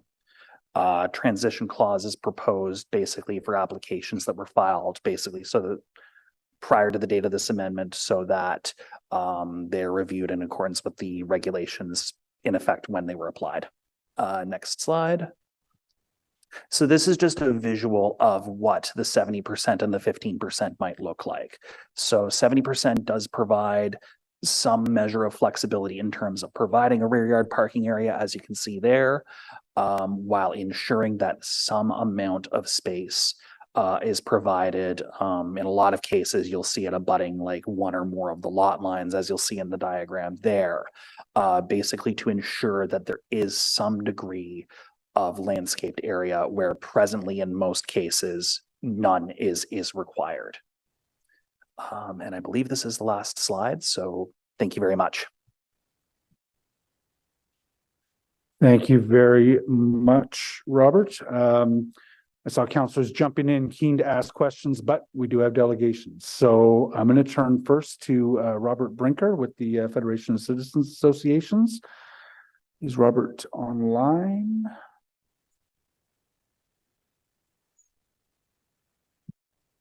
Robert, we're just bringing you in. There you are. And Robert, you're on mute. Thank you, Chair. Sorry about that. Whenever you're ready. Hello, Chair and members of the Planning Committee. As you know, the FCA Planning and Zoning Committee would like to make some comments regarding the Bill 23 implementation into the current zoning bylaw. As we said 2 weeks ago, or the last time we spoke at the recommendations report, we support the lifting of the 30% rule for accessory units, and it gives a real chance to create livable additional dwelling units. One of our concerns, the allowing on entrances to the accessory units on the front of the building will allow greater access for residents with mobility needs. We understand in some of the older neighborhoods there is some concern about streetscapes, but we see that the benefit for mobility use is of a greater impact. Shared single entrance would be our preferred solution, but we understand it's not always feasible to implement. Rear yard parking, rear yard parking is a hot topic for most of our members, as vulnerable green space is disappearing at a rapid pace in our city. It is understood that there is currently no limitation at all, and therefore any intermediate restriction is better than none at all. 70% for parking driveway, a minimum of 15% landscaping, and the rest for hard landscaping doesn't satisfy anyone here, not the communities nor the industry. Therefore, our goal is to find a permanent solution for the new comprehensive zoning bylaw, which balances the need for parking, green space, soil volume, and space for trees and amenity spaces going forward. As I mentioned before, we would like to thank you and the zoning group with Carol Rudy, David Wise, and Robert Sanders Scott for the open discussion between staff, industry, presented by GOBA and us. Thank you, Chair. Robert, thank you very much. I don't see any questions. I'll editorialize and just say I agree with everything you said. Thank you. Our next presenter with that, Jason Berggraf with the Greater Ottawa Home Builders Association. I apologize for that. A little salt and pepper.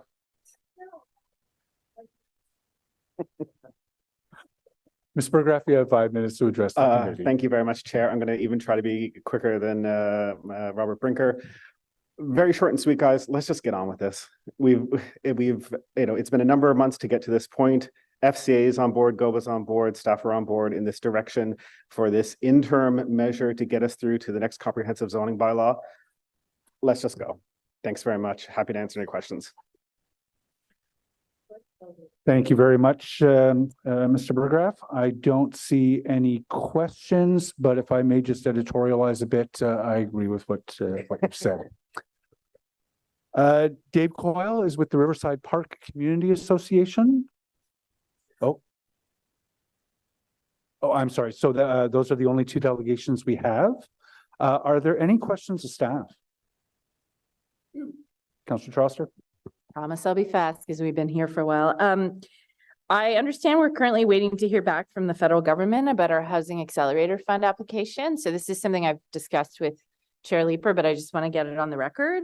Other cities have been asked to bring in 4 units as of right rather than 3. Do we anticipate this request being made in Ottawa? And why are we not just doing that now? Thank you. Chair, the conversations that we're having between the Housing Accelerator Fund, CMHC, those are conversations that are being held at a different level. So I'm not privy to talk about them. Regardless, we do have the zoning bylaw process that is underway. So that is something that is going to be significant and significantly a change from the densities that we have now. This is an interim move that is very much in alignment with where we were going anyway. And as part of that discussion, when we go forward, the idea of 4-unit cap, those will be things that we'll be bringing back to council for their consideration as we work our way through that full rewrite process. Okay, so you're saying 3 units now, potential of 4 after we look at the full zoning bylaw amendment. But what's our recourse? Like, what if the government comes back to us and says no money unless you adopt 4 units as of right? If we pass this now, do we have to amend it again? Or do we lose the opportunity to amend it again? I'm just wondering if that happens, what we do.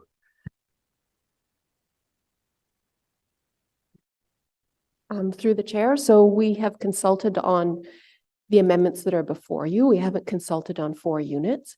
So if we were to have to, at the direction of council, initiate an amendment to permit 4 units per residential lot, we would have to undertake a new consultation process and circulate draft provisions, which I may add would basically partially duplicate the work that we've had underway for 2 years now and are about to launch in March of next year. So I'm hoping that we're not asked to specifically do an amendment on 4 units because we're going to, we're going to be providing broader permissions as part of the new zoning bylaw that will achieve that intent. Okay, I'll just register my concern because this is a request that's being made very strongly from other cities as a condition of receiving millions and millions of dollars, which we desperately need to build affordable housing in the city. So I guess we'll just wait and see. But I would hope that should the government make that request or demand that we can move quickly, understanding that a lot of money is on the line for the city. That's really important to us. Thank you. I'll ask that, but let me ask Councillor Johnson first. Thank you. Quickly, Chair. So we've registered some correspondence from the City View Community Association late last night, and I just wanted to clarify on behalf of my communities with respect to these zoning changes. One, could you just reiterate for the record that this is an interim solution and that there are greater consultative processes underway over the next 3 years with the comprehensive zoning bylaw that will get us to a place of a permanent zoning provision? Thank you, Chair. So what I can say to that is, with respect to consultation, as with any other zoning amendment, there was a full circulation that was done citywide to all registered community associations when this was first circulated back in March. The intent with any measures that aren't strictly required to implement Bill 23 is very much, as we said, an interim solution, particularly with respect to the rear yard parking issue. It's basically while the new zoning bylaw is under development, ensuring that there is a requirement in play in rear yards where presently no requirement exists. And today one could hypothetically pave in a neighborhood such as City View 100% of the rear yard if they so wished. Okay, great. So there was some consultation to get us to this point, and then for the larger comprehensive zoning bylaw review, there's open houses underway right now, and we'll continue the conversation for the next 3 years. And then you've kind of already answered my second piece. So with the 70% rear yard parking, I think, yeah, if you're less familiar maybe with the current zoning, that might look like a very high number, but in fact, for ongoing concerns with on-site stormwater management and natural drainage, would this zoning provision be better or worse than what is currently in existence? At the end of the day, Chair, there is no regulation right now saying that you can't have more than a certain amount of space of your rear yard paved. The one rule that I can think of states that all areas not of the rear yard not covered by parking must be landscaped, but that just says not covered by parking. It doesn't say how much, which again hypothetically means you could pave it all today. Okay, so the suggestion then is that this 15% of soft landscaping is in fact an improvement on on-site stormwater management, perhaps than what was currently in place. So thank you very much, Chair. Thank you very much, Councillor Johnson. Councillor Tierney. Thank you very much, Mr. Chair. I just wanted to point out a couple of quick things. First, Councillor Troster, to her point, it's very frustrating. And Councillor Johnson, which is now a wonderful rep with FCM as well now, we're struggling as municipalities. We feel that the federal government keeps saying, look, we want to dole out money, but the application processes aren't being filled in correctly, which is in my mind, a little bit bonkers. We have some of the best teams in the city of Ottawa, and I want to make sure that they understand they're doing a terrific job. I have an application that we've been working on for several years, senior, Indigenous, low-income housing with a food cupboard. You think this checks every box on the list, but clearly they don't want to release the funds. And without any disrespect to my very good friend, and he is, Mayor Josh Morgan in London, when the federal government gets out front and says, we have all this money to unlock, municipalities, do your job. Well, we're doing our job. It's time to loosen up the wallet, purse strings, whatever you want to call them, and start getting the money out there if they truly believe that we deserve and need this extra housing. So it's kind of a message, throwing something over the bow there. People kind of know my background, but I'm also very cognizant of the fact we're doing what we have to do on our side. And I will give a tip of the hat to MP Mona Fortier that I even had a call yesterday with that says, yes, we keep filling in these applications. We have applications that match exactly or better than what the applications are. We got to find a better way to be able to turn on these streams and get them going. And I'm hearing it from 2,000 plus member municipalities across the country. I know that's a bit of a monologue, Chair Leeper, but I felt it had to be included in the conversation if we actually want to get some housing in place. It's an important monologue. Thank you, Tim. And I don't want to pile on, but I think we heard our staff speak not just to the increase in number of units to 3 on lots, but in R2s and R3s, a significantly greater intensification than 3. It has taken us a year to get to this point. I imagine that there are any number of considerations that staff would like to have in this bylaw that are not, because we have not had time to sort of comprehensively and holistically think about them. This is an interim measure, and it's taken us a year to get to that point to increase to 3. I would not like to think that hundreds of millions of dollars, tens of millions of dollars in housing affordability fund money is going to be only unlocked if we undertake to do another interim measure to get us to 4 units instead of 3. This set of bylaw amendments will get us quickly to 3 units compared to one on many lots, and even greater intensification across much of the city. I think the municipality is doing what it needs to do. We've demonstrated that we are going to double down on intensification, and it is critical that we start receiving those federal housing dollars today to start addressing the real crisis that we have on our streets. So I'm pleased to pass this set of amendments today. I'm very much looking forward to seeing a draft bylaw on the comprehensive zoning bylaw review in March, and we'll go from there. I don't have any further questions of staff on this one. Do any members of committee? Seeing none, is the report recommendation approved, carried? Carried. Thank you very much. Staff, thank you. I know that was a lot of work in a very short time frame, and there's still a lot more work to do. Appreciate it.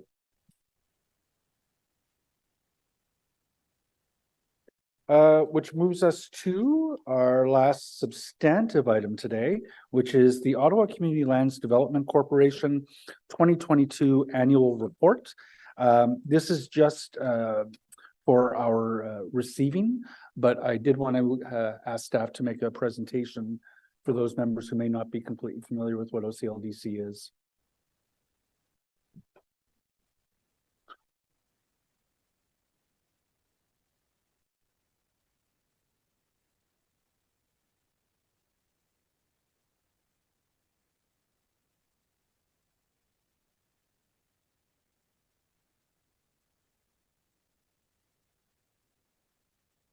Thank you, Chair.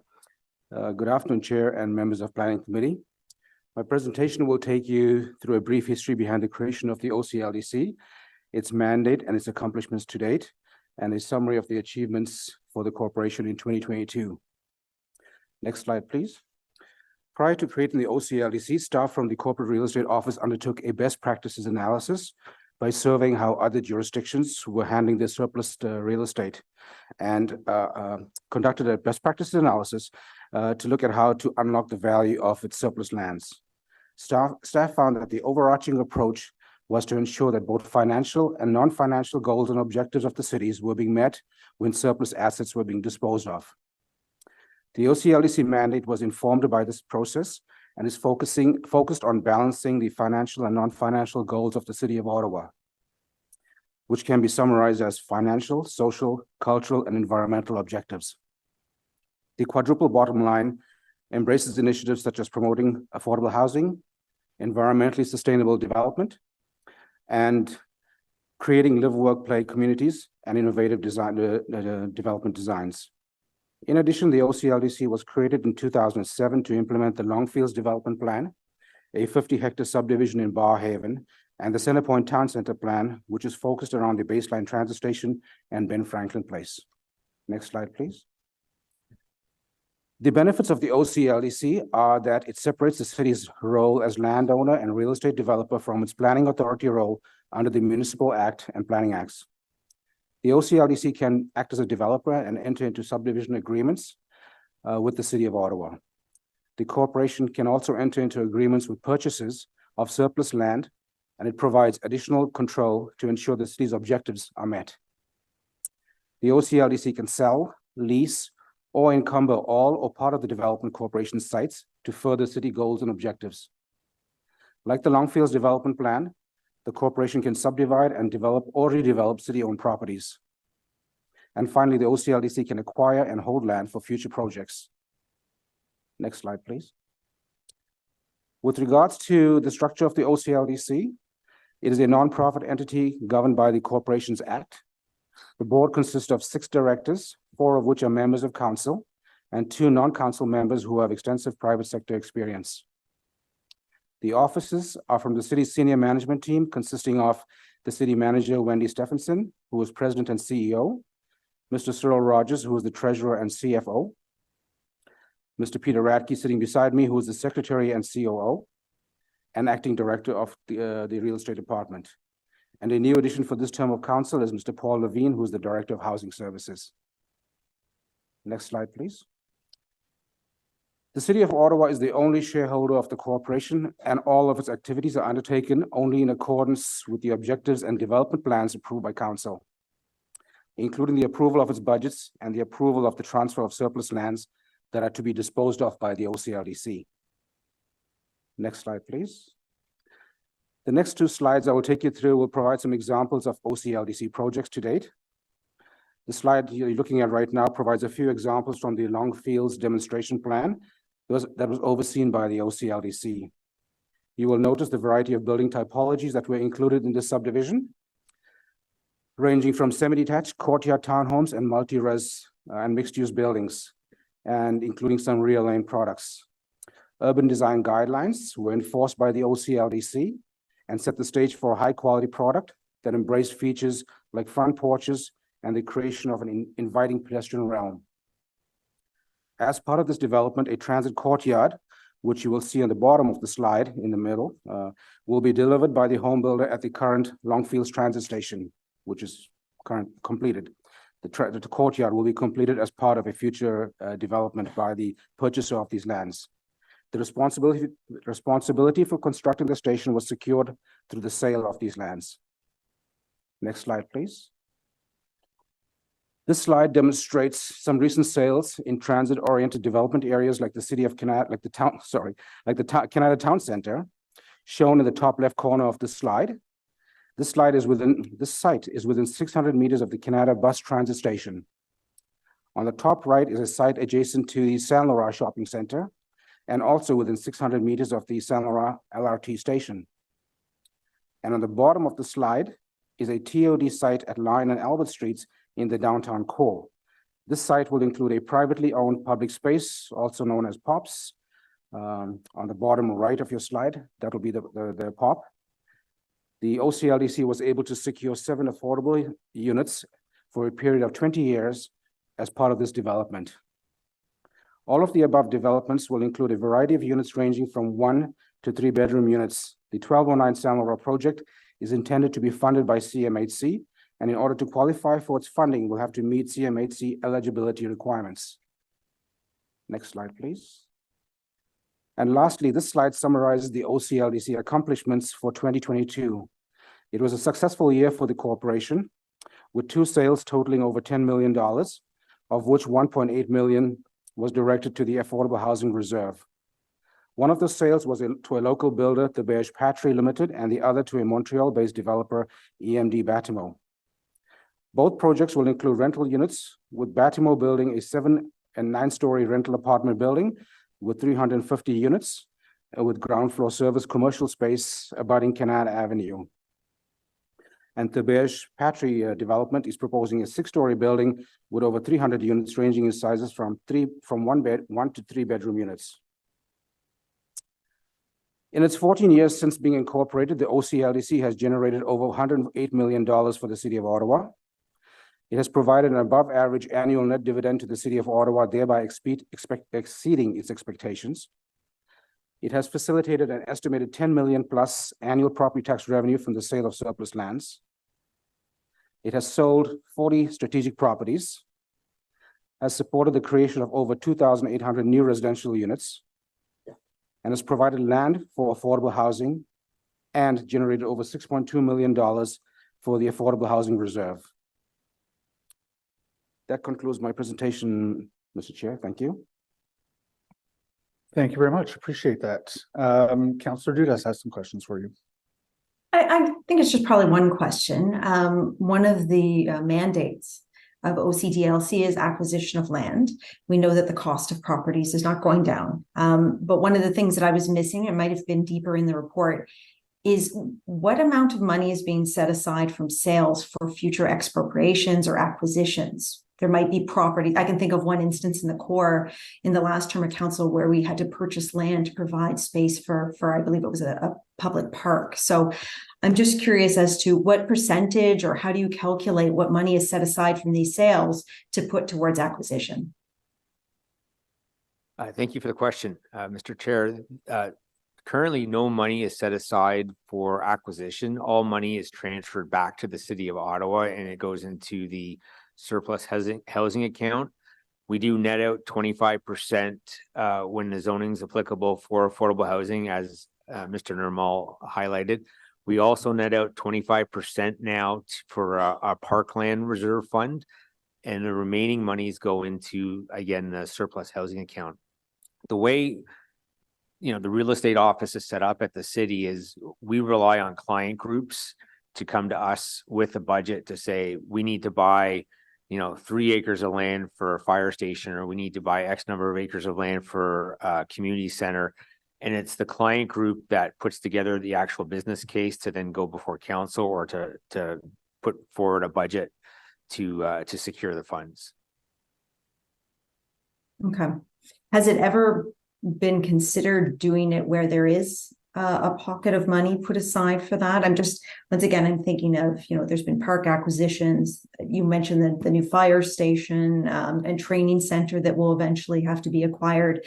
Thinking of LRT, future land acquisitions. Has that ever been considered as part of maybe a more not trying to say prudent, but maybe more of a safe way of pocketing aside some money to set aside for these acquisitions?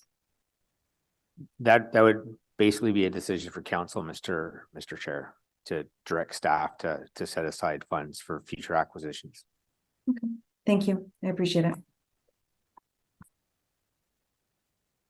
Thank you so much, Chair. Sorry, could you clarify how many affordable units in the Lion Street property? There were 7 units. 7. That's right. Okay, so I want to be really clear. This is not affordable housing. This is a luxury apartment building. It is beautiful. They are developing a park for us, which will be beautiful, which we did work with the Public Realm Committee, the Community Association.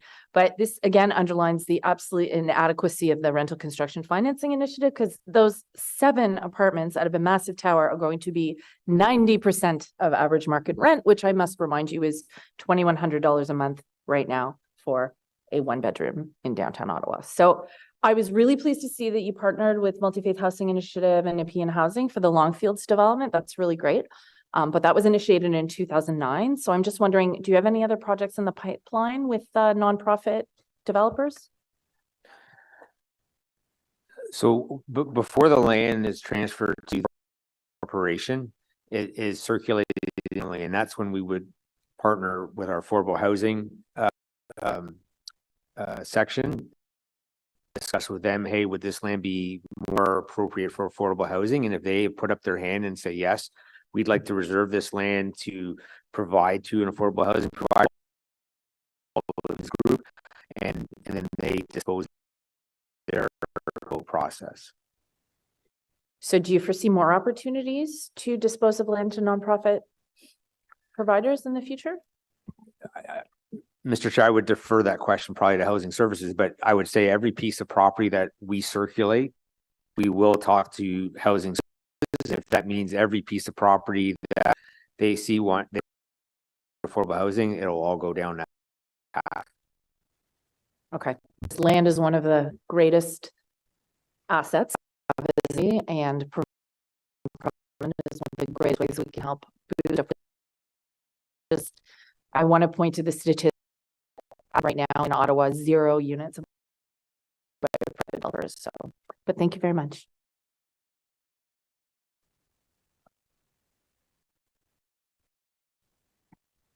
Councillor, how many, this is our 16th meeting? Did you eat a snack? Did you eat lunch? I did eat lunch.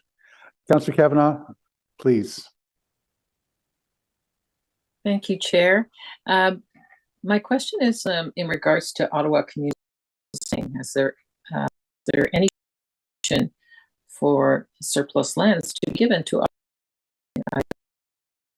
maybe I missed, but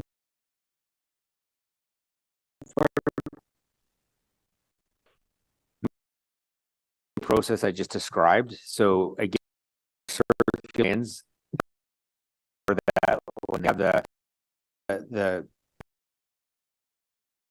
up their hand to say, hey, this would be a potential piece of property that OCH could develop, and there'd be discussions there. So that with everyone at OCH also.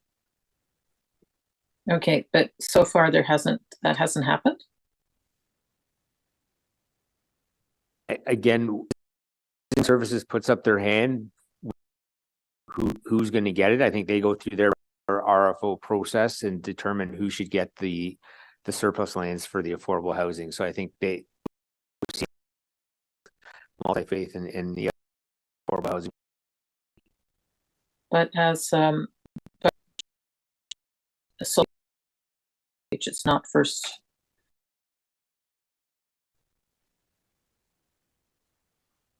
Not from the real estate perspective. Again, lands and housing, and we think this should go to an affordable housing. Them to decide who would get those lands. Talk to real estate. All right, thank you. Thank you, Councillor Kavanaugh. Councillor Tierney? Great, Chair.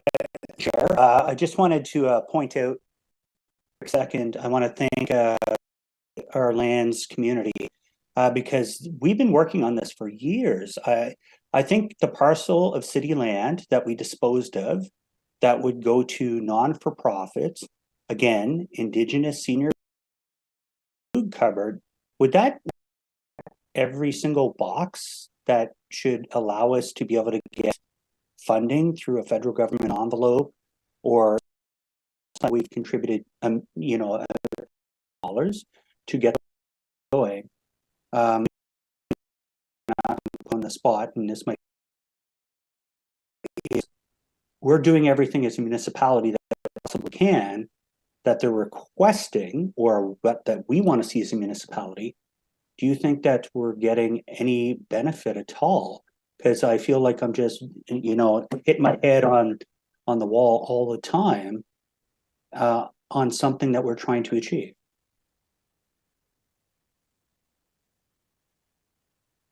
Can you repeat the question, Councillor? I don't quite understand what the question was there.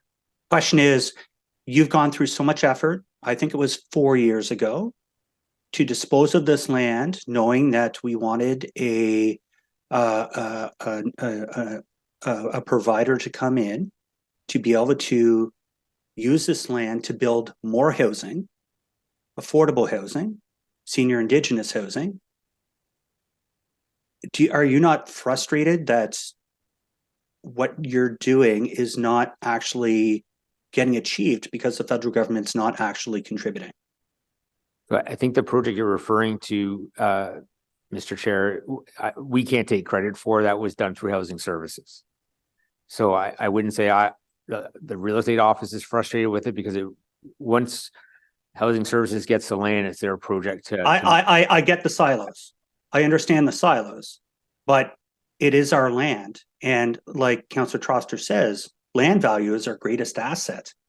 And if the federal government isn't recognizing that, is that not, like, I know you have to wear two caps and work in silos, but is this not frustrating? Like, if we have a plan to use our lands for value to create housing, is there no frustration that it's actually achieving what it's supposed to do? And I'll continue to support it.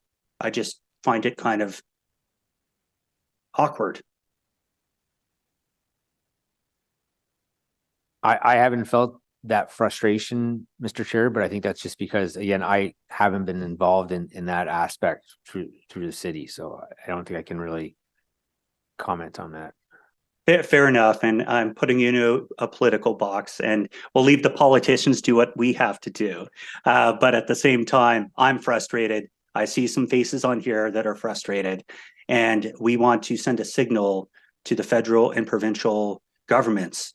We're doing our best. Stop telling us we're not. We are actually trying to create affordable housing, and you should help support municipalities. We're not creatures of the province, and we need to be able to get some affordable housing built. And every time we do the application processes multiple times, I feel we need to have one win, and we haven't had one yet. So another monologue, Chair Leeper, I apologize for that.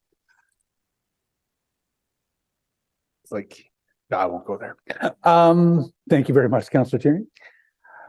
So I don't see any other questions. So I just want to run through the process really briefly. The city owns land. Corporate real estate has got the sort of overall vision into that. When it's determined that it's time to dispose of land, real estate makes that available to other city departments. Could be housing services, could be the fire department, could be parks and rec.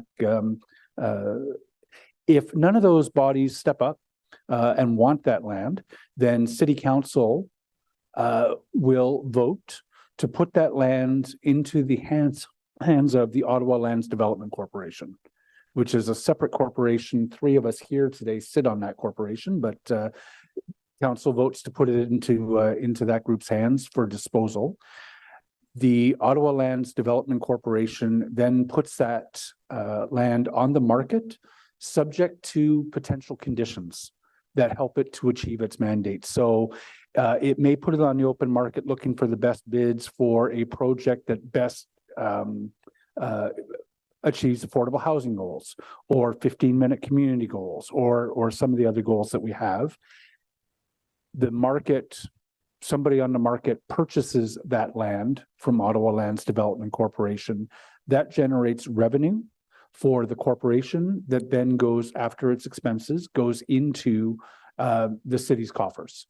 25% of the land, the market proceeds for lands that are zoned residential go into our housing fund. But there is a significant chunk of money that also goes into general coffers, I believe. And we have a target, I believe, as a corporation for how much money we are expected to contribute to the city's budget. What was the 2023 target? Mr. Chair, the 2023 target for the Land Development Corporation is $5.5 million.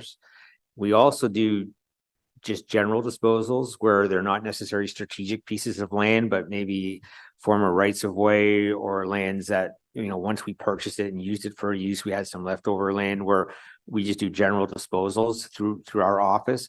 And so that target normally or in the past has been 1.5 million. This year it was bumped up to 2.2 million, sorry, to 2.5 million.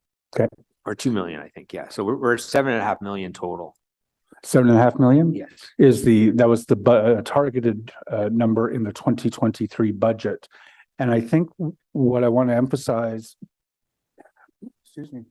what I want to emphasize for members of council is that it is up to us as a council to determine how much money we expect Ottawa Land Development Corporation to raise. So if we want lands predominantly put into the hands of our not-for-profit housing providers, for instance, that's just a foregone revenue on the part of council. So we'll ask you this year in the 2024 budget, when we table the budget, we'll see how much revenue you are expected to achieve.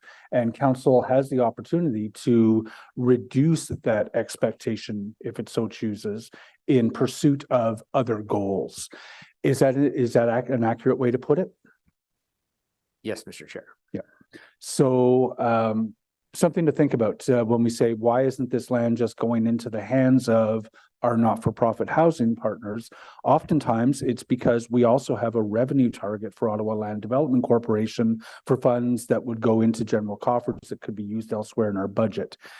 So yes, we can give away land to our not-for-profit housing partners, but council does have to know that that money is going to have to be made up for somewhere else.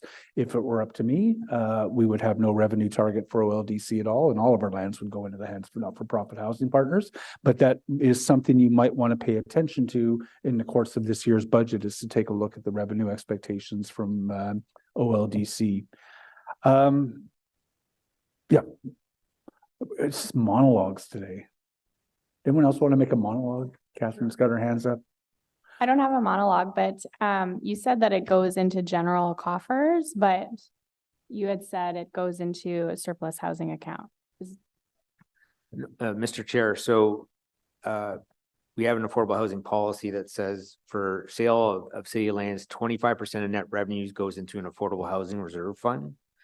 And now we have a parkland fund also. So 25% of revenues we generate go into that fund. So we're left with 50% that goes towards the overall city budget. Oh, so that part does go into general. Yes. Thank you. Thanks for that clarifying question, not a monologue, but good clarifying question. The, and some of the, and of course, the work of the OLDC is done behind closed doors because we're dealing with competitively sensitive information. But, hypothetically, we could have a parcel of land on which we want the bidders to promise us that they're going to build 25% affordable units.